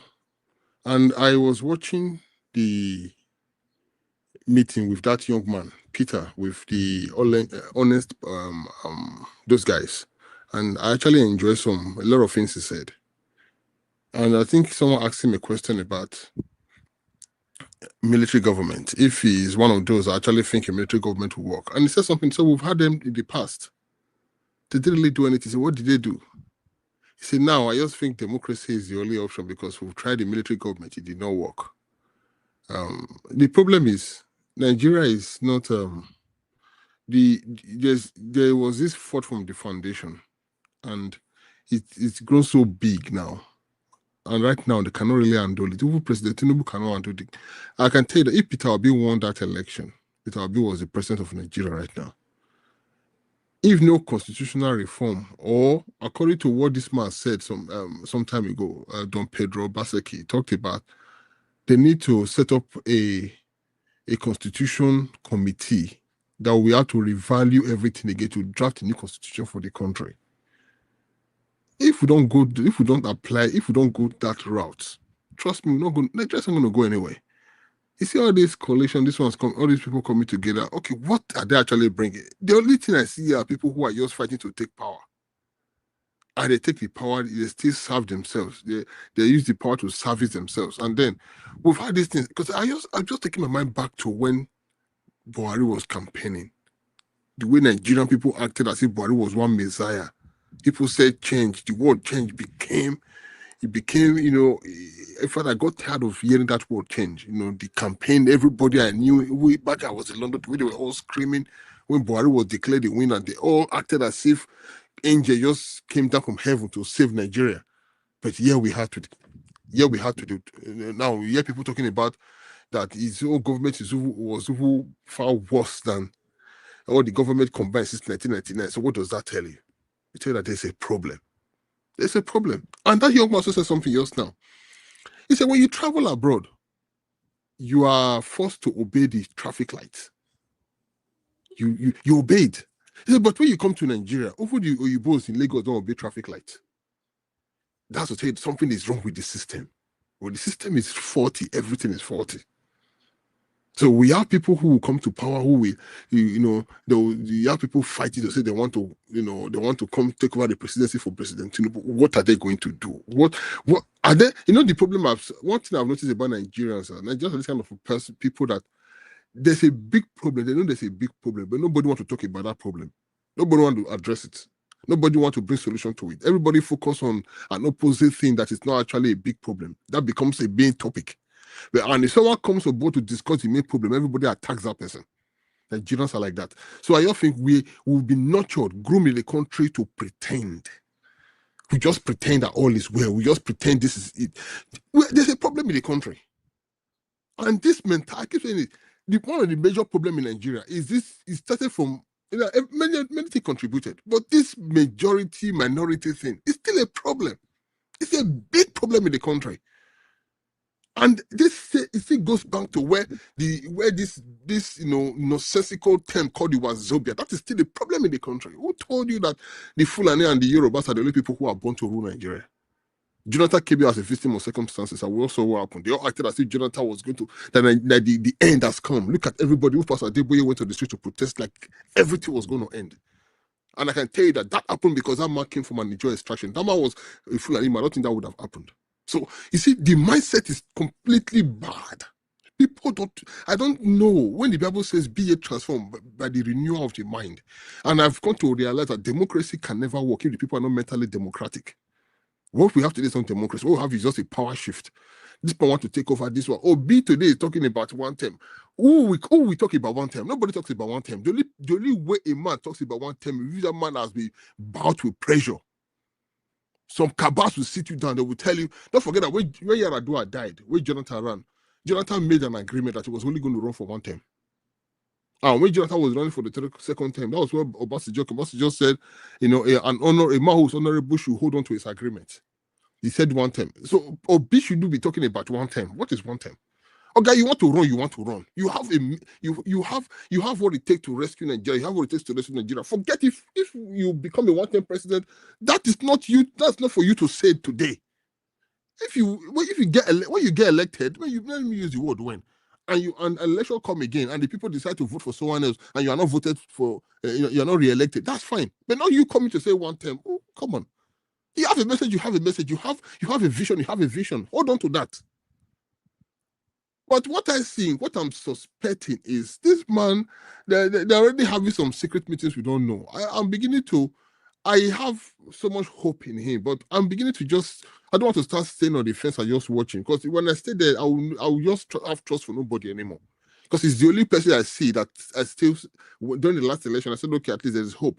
Because at the end of the day, why? Because he was a former governor. In Nigerians, we are not used to follow a person who has never held political office, like you see in other countries. It's not a necessity that you have to be a governor first before you become a president. If Obi was not a governor and he came out and they ran, I don't think Nigerians should have obeyed him. I don't think Nigerians would have listened to him. But because he was a governor and people use that record of he had the office, public office, he didn't list, he didn't do this. So that gave them the mindset that probably he will serve better. And of course, I give him his credit. He really did well. But we have to look beyond that. Because right now, what is happening right now, I don't see, looking at Arrest Television this morning, I almost puked when I love what Rufai said. Complete nonsense. And when Abati came in and talking about Tinubu has really tried what? What is state of emergency? Two people are having issues. Declare state of emergency for two people having issues. Removing the state governor because he's having an issue with his so-called, nonsensical godfather. Where is the constitution that says a man must become a godfather to another? But now he said Tinubu has tried what? He even made it worse. If Tinubu was a full Democrat, that nonsense would have happened. But again, Nigeria is a country of power. People just run. It's all about, I have the power today, I'll do what I want. And people, like I said yesterday, people talking about the Oba of Benin. Oba of Benin did not praise APC government. And I've said that before. I think I made that clear. He did not praise the APC government. If Oba of Benin makes a statement about the president, he's only making a statement about the office. You know, I explained something, I think it was Saturday. I said there's a difference between the president and the presidency. I can disagree with the president. I can dislike the president. I can hate his policies. But I will not abuse the presidency because the presidency is the seat of the president. At the same time, you can disagree with the monarch, but you cannot abuse the monarchy. Because the monarchy is the seat of the monarch. That's why they'll say, oh, by who? What they mean is the king never dies. What they mean is the head can change. The person can change, but the monarchy never dies.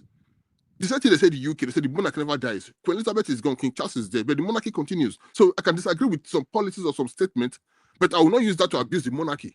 So Oba Benin did not praise APC, he praised the president. And I think he has every right to as a monarch. Because looking at where it's coming from, we know where the country is right. I think I explained this further on Saturday. Was it Saturday or Sunday we had this conversation? And I said this. I said, this is the reason why I think he said what he said. And we have to, I see this for that point. I don't get angry like a loose cannon who just say, oh, this is it, just boom, I just burn everywhere down. I mean, that is where education and exposure comes in.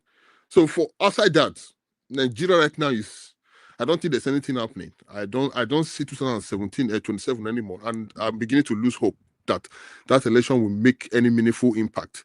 And I'm beginning to follow what Peter is saying. If we don't have constitutional reform, if we don't really back for electoral reform, I don't think anything will happen.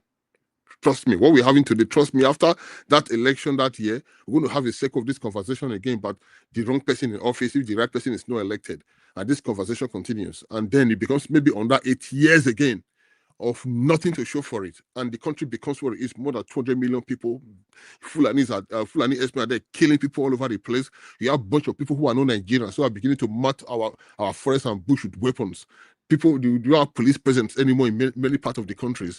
You have some policemen guiding a woman with some dysfunctional or I don't even want to use, I don't know, some body that is completely disgusting running the street of Lagos. You have a armed policeman running with her. People who are supposed to be policing society. You have mass Nigerian population living in rural part of the country. There's no police station, there's no hospital, there's nothing. And these people are there. Nigerians, what we see that are the areas that are developed in Nigeria are just microscopic areas. These are the urban areas, very few. The most population of Nigerian people live in the rural part of the country. And that rural part, if you go to some areas, no police presence, nothing. So how do we do this? The state government are not even doing well to empower the vigilantes. So I can say maybe they are complicit because were they bribed and the Fulani giving them billions we don't know? I'm beginning to think about that. Is there some conspiracy to just take over the Nigerian land for the Nigerian people? There's a lot happening. That's why I thought I was discussing with him. I said, I don't think for Obi to say power is not freely given, it's forcefully taken. Power is not freely given, it's forcefully taken. If Obi must become the president of Nigeria, there must be a collaboration with everybody that are obedient. Because trust me, it's a fight. It's a fight. All right, sir. Thank you. 30 seconds. So it's a fight because these people will not fully say, okay, Obi. No, it's a fight. Because they know Obi is going to change the system. They know that. And the system must not be changed because the fraudulent system that is working at the expense of Nigeria. The fighter now. They know it will change. They know it will not only change Nigeria, we send many of them to jail. Exactly. So that's why they teamed up together satanically to stop him from coming in. Simple. And their greatest threat, let me stop it. The greatest threat now is for the fact that Nigerian youths are connected to him. That has never happened before. And they're looking for every way to make sure they bring him down. Because the Atiku is a nobody. Tinubu is a nobody. Obi right now, ask yourself a question. How come one man Obi is a threat to everybody? Have you ever thought about it? This man, do you know this man had an agreement? Someone told me Reno Amokri had an agreement with Tinubu. Reno Amokri was Tinubu's enemy before. The agreement you had with Tinubu was, sir, you're not the president. I bow to you.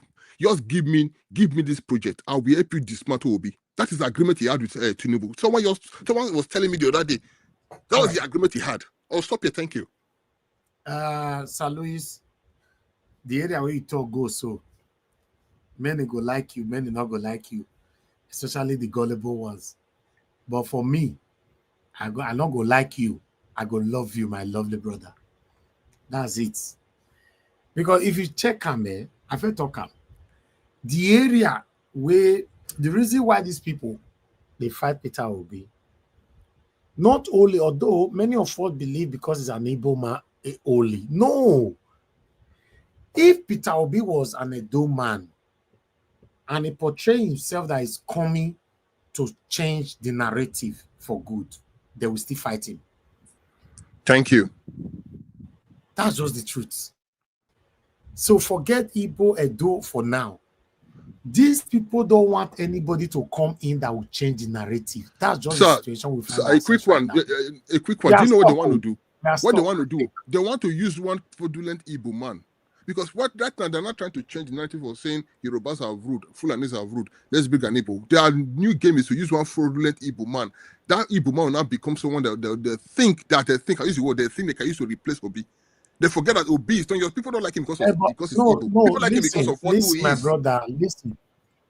My brother, listen. Oh God. You see that Igbo man way they want you so, except they want to place that Igbo man. They want to install the Igbo man by themselves, the same way satanic Mahmoud Yakubu installed Tinubu on us. But if they want to allow that same Igbo man they want to install to work with the people, nobody will choose that Igbo man. Let's be honest. Peter Obi is not being chosen today because he's an Igbo man. Let's get it right. That's true.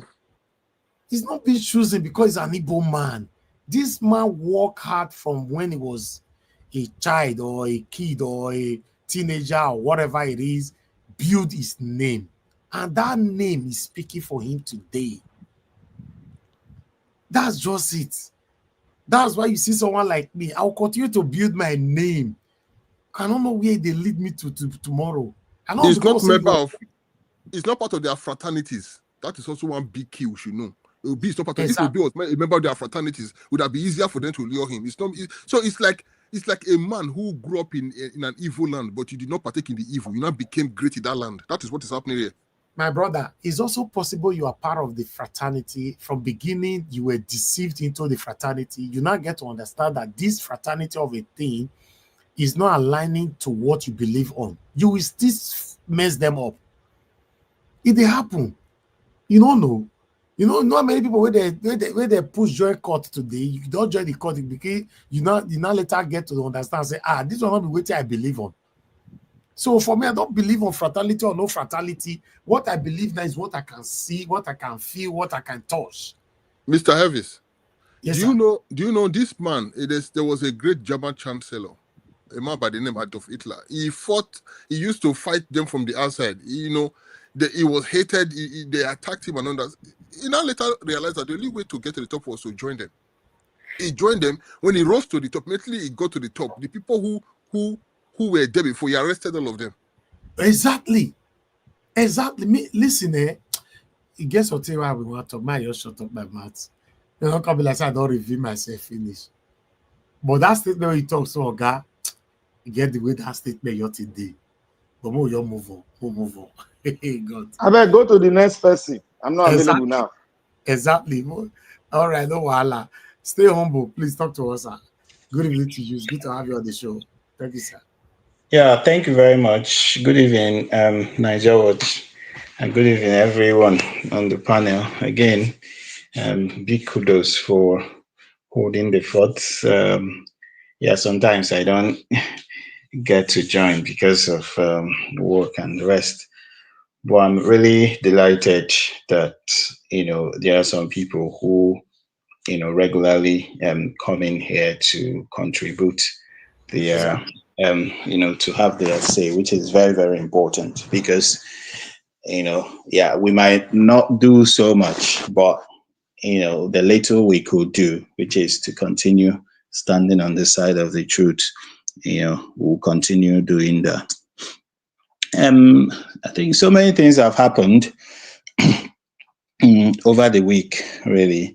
I think yesterday, I don't know what really prompted Peter Obi to, decide to quickly address the people, whether it was, the pressure, it may be from people like Hundeyin, which was timely, I would say, because for long, people have been in the dark regarding what was going on. And they needed a direction, really, as to where we're headed to. Is there coalition, going for, say, the Labour Party, etc. Yeah, I think the the space yesterday was timely. Yeah, but again, beyond the space, beyond Twitter, and beyond the much talk and writing, etc. I think also we've mentioned here very enthusiastically many times, and I think so many people have echoed my my suggestions as well, that 2027 and beyond, will not be a tea party. That Nigerians will really need to fight for it if they really want liberation. Sometimes, we say, oh, that Peter Obi is not radical, that we need somebody that is radical. But the thing is that Peter Obi knows some things that we don't know. There's some information that he has that we don't have. And the Nigerian establishment, the political establishment, is strong. Yeah, though not as strong as Nigerians think they are. They are not that strong because they are just warrant chiefs of the same white people that we claim we gained independence from.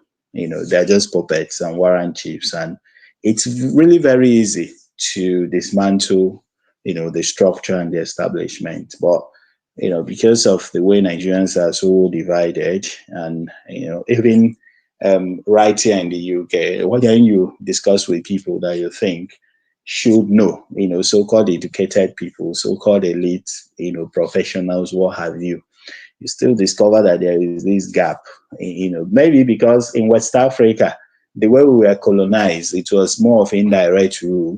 They didn't come to take our lands or this like they did in places like East Africa, Kenya, South Africa, Zimbabwe, and the rest. They came via indirect rule and stuff. So we don't appreciate the gravity of, what we are facing, really. The people also behind these hardship, and this suffering, this suppression, and what have you. Yeah, so I don't know, for people who are clamoring for electoral reforms, yeah, I think I really need to have a conversation with them regarding what they mean by electoral reform. Because these people have pocketed every institution in Nigeria. They've pocketed the judiciary. So for political parties like PDP, yeah, for example, it will be very difficult for PDP to actually present a candidate, for the election at any level, because these guys have the judiciary. Even if they go to the election, yeah, the opposition parties or whoever that is the opponent will go to court and just win, because these people have the judiciary in their pocket. Yeah, and you are clamoring for electoral reform. Yeah, we have one of the most sophisticated electoral systems in the world. I would say we've gone through a lot of reforms. What is needed is for the votes to count. We hold student union elections, we hold even classroom elections, town union elections in Nigeria. We don't have BVAS, we don't have all this, even market union, just manual. So we have all these equipment and the rest. So what we need is for the votes to count, and the freedom that we're fighting for will be on the day of the election, that we must make sure that the votes count. That is the most important thing, that the votes count. So if we come up with very excellent laws, that this will be transmitted, the other one will be transmitted, the powers that be could even manipulate the system from the so I think the most important thing is for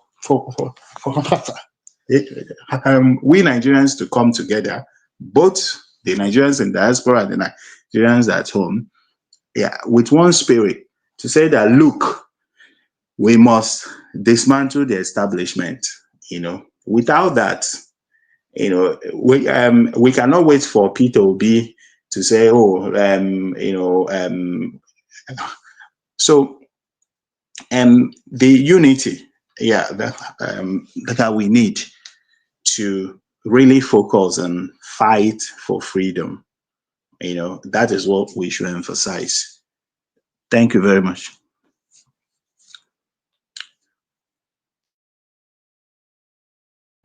All right. Thank you. Thank you very much. Stay on board. It's good that you came in to put your voice to this today. Niger Watch. God bless you, sir. Yeah, Black Panther, Please, just go ahead now. let, Give your let me take my submission after they take their last 2 minutes. Okay. Okay, that's fine. Sorry, I'm quite busy. Okay, that's fine. I'll come to you final. Okay, Madam Patricia, if you're still there with us, give us your final submission. 2 minutes, ma'am. Okay, 2 minutes. Thank you. Yes, ma'am. I just want to appreciate Mr. Jonathan for his own submission. Yes, it will be easy in that regard. But I want to still give my own contribution again. The man that was talking, the other guy that said about how our northern brothers they thief the what are they called again? Those people in Benue, KB, and those places, how they are being dispossessed of their land. And that we should know that anyone that is calling for them to be given a place to settle in Nigeria is not a Nigerian. That's true. Fulani, I think Nigerians need to study who Fulani be. Fulani is not only in Nigeria, but they have been driven away from other African countries because of their bad behavior. Now they settled. Now Nigeria, now they come be say now be their this thing. Now they want make their country, and Nigerians are quiet about it. So it is true that they not get the place in Nigeria, and we all have to fight it. And he also mentioned another thing that Tinubu, look, me, I dey criticize Tinubu here too. But when I see wetin he still do well, when somebody still talk am, me sef, I go still say it is good. Like this or no government, we all have been crying in this place, or no government, no government, no government. This man has come now to reveal that Tinubu's regime has stopped the funding of this or no government, and hence there is peace. There is relative peace in the southeast states as we speak. But nobody has come here to say that too.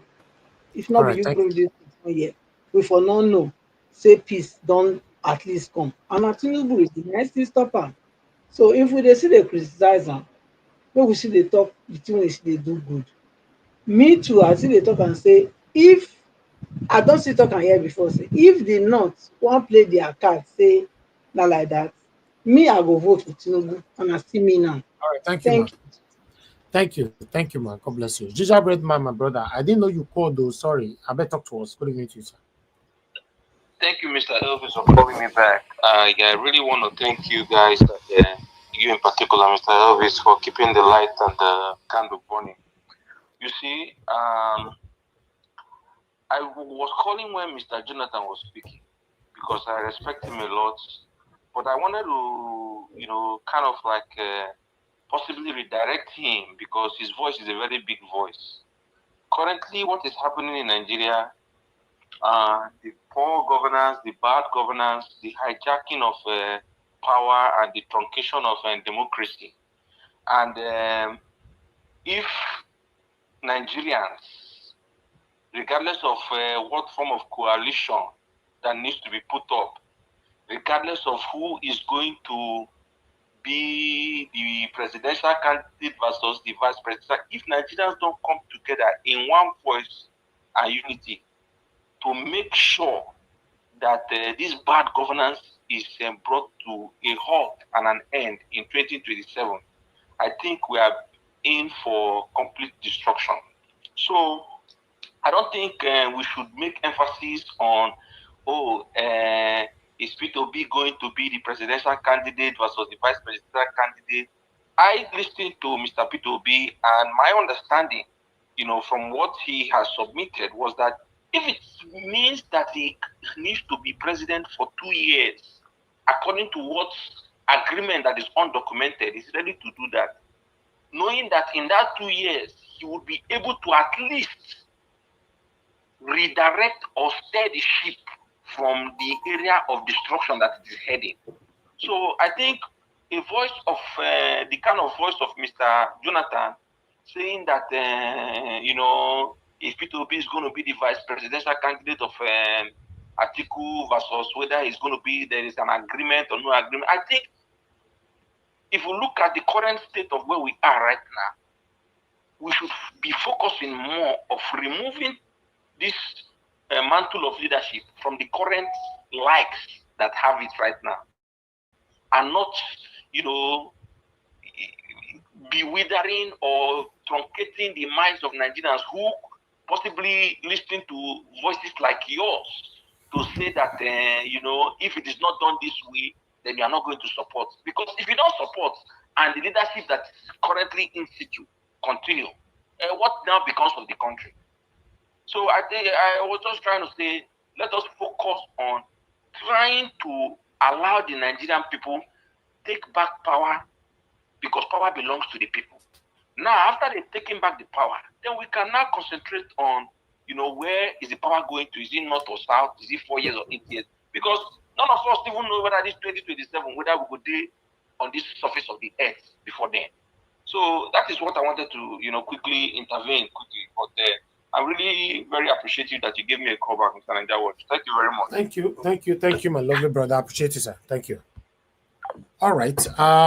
My people, before I come to Mr. Jonathan, because he's the one speaking next, I would like to quickly take a message from Mr. Alabo. He asked me to take this for him today. Though I'm not going to showcase everything on screen, but I'm just going to read from what I have from here. It's quite tiny from my end, but it's, an open letter to His Excellency Governor Similari Fubara, suspended Governor of Rivers State, Your Excellency, with heavy heart and voice laced with bitter disappointment, I write to you, not in anger, but a deep sorrow and firm resolve.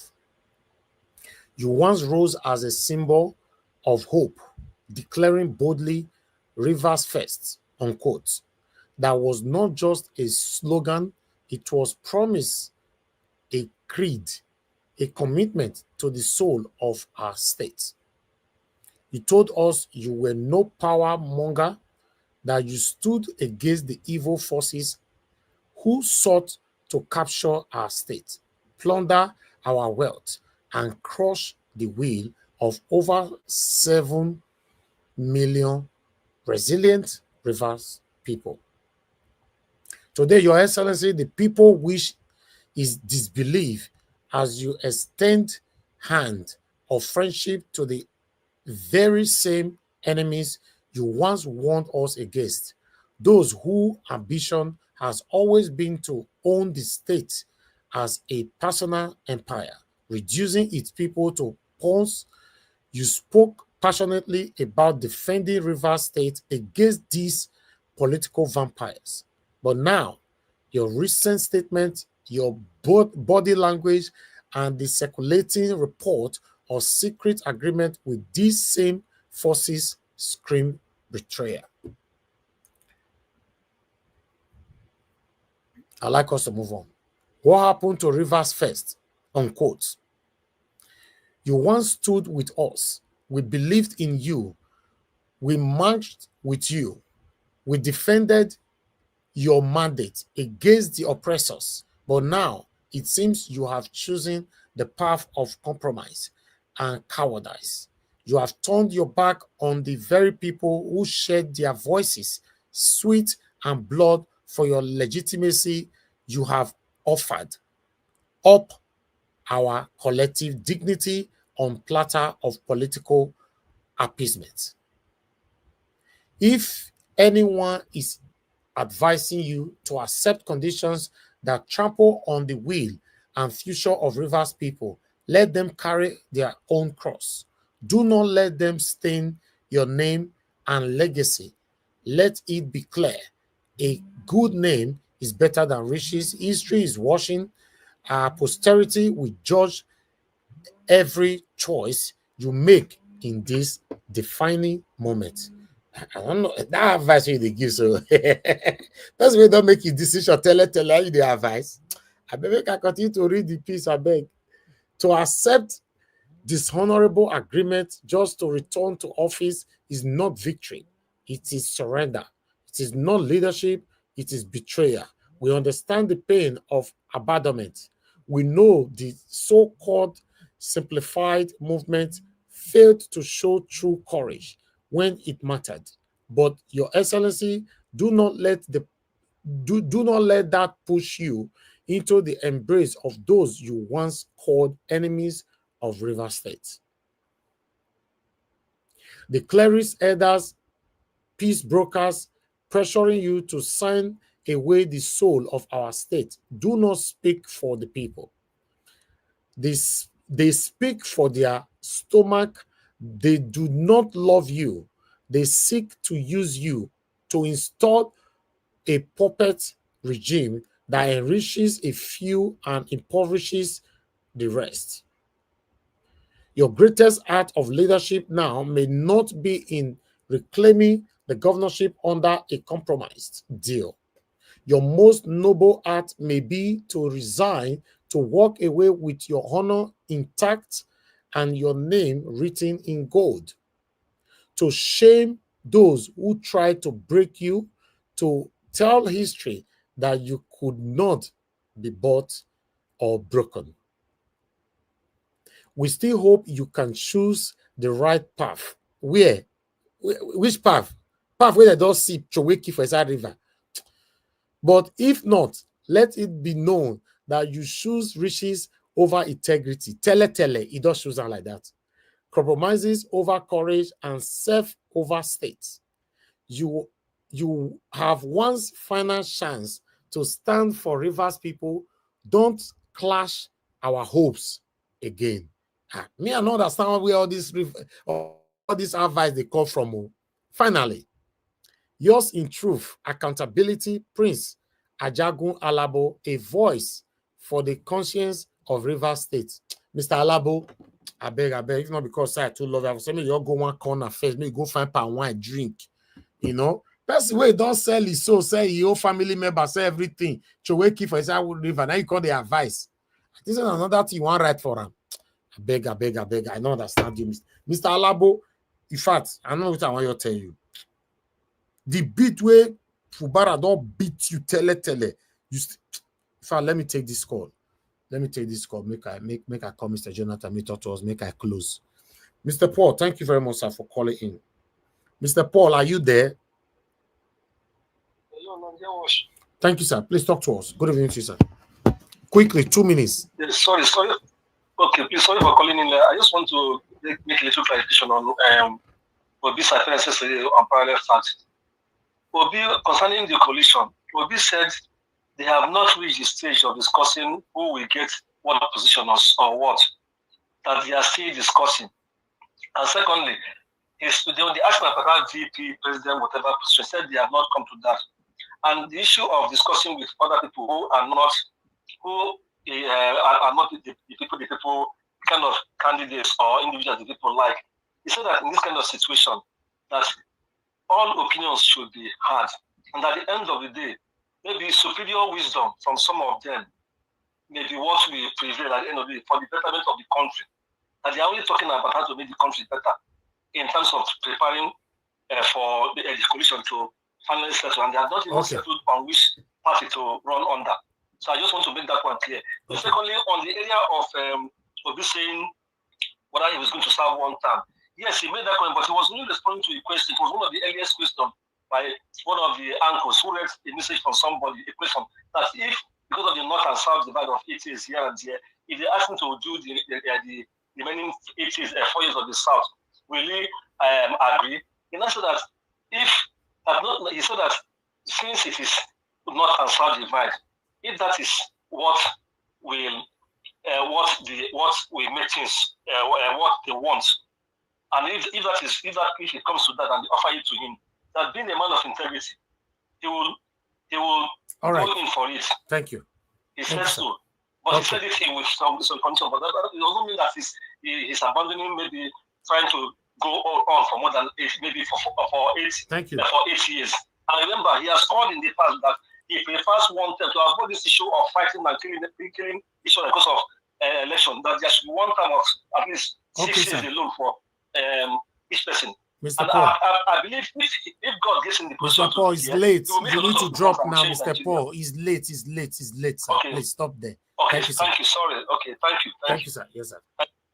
Thanks for calling in to clarify that, because me, I don't know where for talking. Since you said I'll be talking about this was the reason why I said it, I'll leave it like that. But for me, I still never get that clip. If I get up, maybe prospectively, if it's necessary, I might play it. Madazuberi, God bless you, man. Thank you so much for the super chat. I'm very, very grateful. Your pocket never run dry. Thanks for always being there. Kenny Hondon, thank you very much for the super chat as well. God bless you. I'm very, very grateful. Your pocket never run dry. Okay, Mr. Jonathan, if you are there, your final 2 minutes, sir. Yeah, Mr. Ives, let me just say this again. The system in Nigeria is not working. Where the system works, the people will behave. The people will behave correctly. They will do the needful at all times. Just because the system is not working, that's why the example given by in that interview, Mr. Peter, the example that he gave about Nigerians that traveled abroad and all the rest, and they came to Nigeria and they will not obey traffic light. It's because the system is not working. It's simply anywhere, any human being on planet Earth, I don't care whether it is United States, whether it's United Kingdom, Canada, anywhere, Australia. I've been to all these countries. I've spent multiple times in all these countries, and I've seen people, human beings there. In fact, just this last month, May, I was in UK. I was in Birmingham. I was driving. We're driving from Oxford to Birmingham, and there was this heavy traffic, everyone. And we're on this. I don't know you people, M15. I don't know what you call this, your highway in London, UK there. And we're on that very serious traffic. I saw cars. I saw cars like taking off, like taking the shoulder. When we are there for about 90 minutes. So, you see, where the system is not working, it is inherent in human being to the real that behavior of a real human being. It will start to come out. But when the system is working, everything will fall in line. People will behave themselves. People will behave themselves normally. But in Nigeria, our system is not working. And it's not that it's not working temporarily. That's a different thing. If the system is not working temporarily for an hour, for 2, or for a month, for a while, and then people behave, immaturely, and then they all come back to their senses immediately. But in Nigeria, it's not working perpetually. It's not working at all for decades. So it has become the nature of people to be behaving the way they are behaving. And that's what I just want to say on that. And I think it's a point that we must all, be aware of. And then on the Mr. Peter, 2 minutes don't finish. The 2 minutes don't finish. Let me just end it on this. On Mr. Peter Obi, this thing, all I'm saying is that, don't let us deceive ourselves. If the amount of time that you will need to structure, to put things in place as a president, even as a president, with all the powers that you will have, it's not easy. I'll just leave it there to complete that project, to put things in place, because you don't want to do things that somebody will come there and dismantle it. It has to be entrenched. Exactly. It must be entrenched. It's not something you put in place and then after 2 years, 4 years you go. All it takes is for just one lunatic to come back and dismantle everything. So that's just the point I'm trying to make. Thank I you very much, totally- Mr. I Elvis. totally Really agree. appreciate it. Let me just add one little thing. Is that to repair takes longer than to destroy. Thank you. Okay, that's true. That's true. To destroy is very, very quick. You know, if you check the time people take to build a house and the time they take to fall it down, then you will know what we're talking about. But nevertheless, I'd like us to move on. Let me come to Stay Humble. Stay Humble, sir. Please, your final submission. 2 minutes. Okay, yeah. So regarding the coalition, yeah, I think for people that are busy looking for what to praise Tinubu about, yeah, I think you should be more concerned about the numerous things that Nigerians are going through. A lot of people are suffering, really. Yeah, I don't think we should be looking for what to praise Tinubu about. Yeah, and to carry on through this thing that the security situation in the southeast is now better, or that the unknown gunmen have, fled the southeast. They still sit at home. 2 days ago, I had a conversation with a relative. Mondays, they still sit at home in the southeast. Yeah, so I don't think we should concern ourselves with looking for what to praise Tinubu about when Nigerians are going through hell, you know. Okay. For people that say that they will vote for Tinubu if the coalition picks, if they pick a northerner or whoever that is part of the establishment, we are not going to vote for them. We are not going to vote for Tinubu either. Thank you. Thank you. Thank you, sir. Thank you. Mr. Stay Humble, thanks for coming in today to put your voice to this. I'm not taking none for granted. God bless you, sir. Okay, final, Black Panther. I guess you're busy finish. You have 5 minutes, both your first and second final submission. 5 minutes, quickly. If you're not there, I'm pressing the You button. did London now. Don't cut my hours, oh. And they should be not. What do they do for London? They share money You for. did Then they share money for London. Well, you did for the city. No sun there now. Then they share money for London. They share some money there, pounds. You know, so that this time supposed to spend time with family. Yeah. I know. You don't worry now. So you get Sunday for hand now. So Nigeria, God bless you. Thank you for today. I want to thank everybody who have been deliberating on it today. And I want to thank Mr. Jonathan. Though you diverted a little bit, I want to thank Madam Patricia, everybody. Though Madam Patricia diverted a little bit, I will say that. I will talk on that. I want to say thank you, Mommy Diaspora. May God bless you. You see, Mr. Najawosh is a journalist by profession. I'm a scientist by profession. Mr. Jonathan is an economist. He knows everything about economics, the process, the procedure in which he comes and approach situation. He must have come from his background and is getting it, is sinking it into everybody's, mind. And likewise, every other person, because the background where you come from sometimes determines the way you lay your points on the floor. I'm a scientist. We love going through the process, and we love backup. We must get backup before we do something. And when we go through the process, there's a lot of things that is behind it. I might not be able to say it out.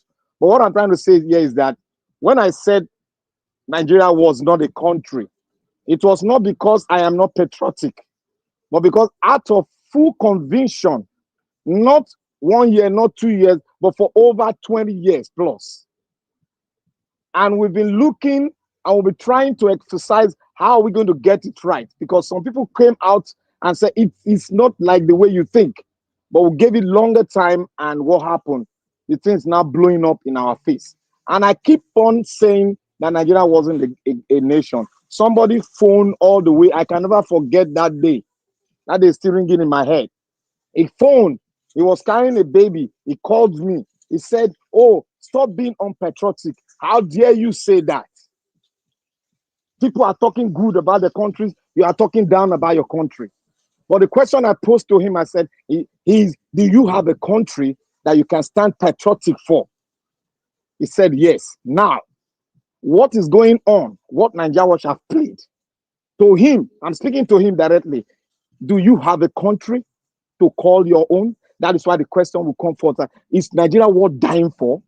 That is why people will say, oh, it might not be worth dying for. Some people say it's worth dying for. But I will tell you that for us to have a great nation, we need to come together and speak as one. And those trying to chastise, I can chastise Peter Obi, but from the platform where I've chastised Peter Obi from is his lukewarm attitude towards, paying gratitude to those that are still consistent in doing what, propagating his own thoughts, but they are more or less, they want a country. I'm talking about us. Peter Obi should deem it right to post an apology to us all, because we are propagating his gospel and we are propagating our gospel, and two of them aligned together. That is why we see him as a picture of that progression. But he's not doing it because he's getting advice from the wrong side of the sea. He's getting wrong advice from the wrong people. Now, don't look at Peter Obi that Peter Obi is a perfect man, because before you talk against Peter Obi here, that's why sometimes I blame Madam Patricia. Put yourself in his position. Don't blame somebody that is trying to do what is in your mind, trying to make the country a good place, trying to fight for it. When it is time for us to blame him, we will blame him, because we are not be found wanting in not blaming people that we supported.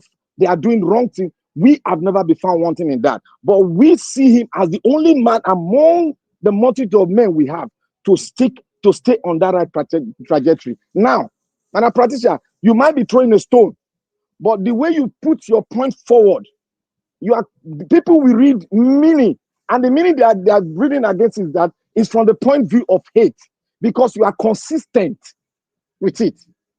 You are consistent with it, because he has not done anything wrong yet. He's trying to play the card of, trying to form an alliance. And when you are forming an alliance, there's rules. There's rules when forming an amalgamation or coalition. There's rules. You don't come out because you are still aligning. If you know what is alignment, you are still aligning with the other people who are on parallel line with you. You have not really concluded. So you cannot come out to start boasting or saying what you want to them. You cannot autocratically say what you want to them. It is wrong. So Peter Obi is playing that card very well. And when it comes to one time, when they said, allegedly say Peter Obi one time, I believe that is the idea, because I didn't see Peter Obi saying it. I believe that is the idea of a paid agent in the Nigerian press they want Peter Obi to go back to Labour Party. And for now, if you have not heard the information, INEC is now dealing with the chairman of Labour Party. He's now putting his name out of the list of chairmen that were invited. So that is a sign that they want Peter Obi to come out of that coalition, because if they can separate Peter Obi from the coalition and Atiku goes and Peter Obi goes, then Tinubu wins. But if Peter Obi goes and Tinubu is conditional, if Peter Obi goes to the coalition and become the presidential fort bearer, they win. Peter Obi and the coalition wins. But if Peter Obi goes for vice, Peter Obi, the coalition, they will lose. These people, they know the game. They know they will lose. But if Peter Obi if they nominate him for president, he's going to win in a way that they have the power to fight dirty the way APC will fight dirty. So that is the way it is. But if Peter Obi go for vice, that coalition, many obedient will move camp, because it will now become the North versus the South, which in Nigerian context, there is an agreement, gentleman agreement, they said gentleman agreement that, the South will rule for 8 years, the North will rule, which I told you that it has never benefited us, and that is a satanic setting.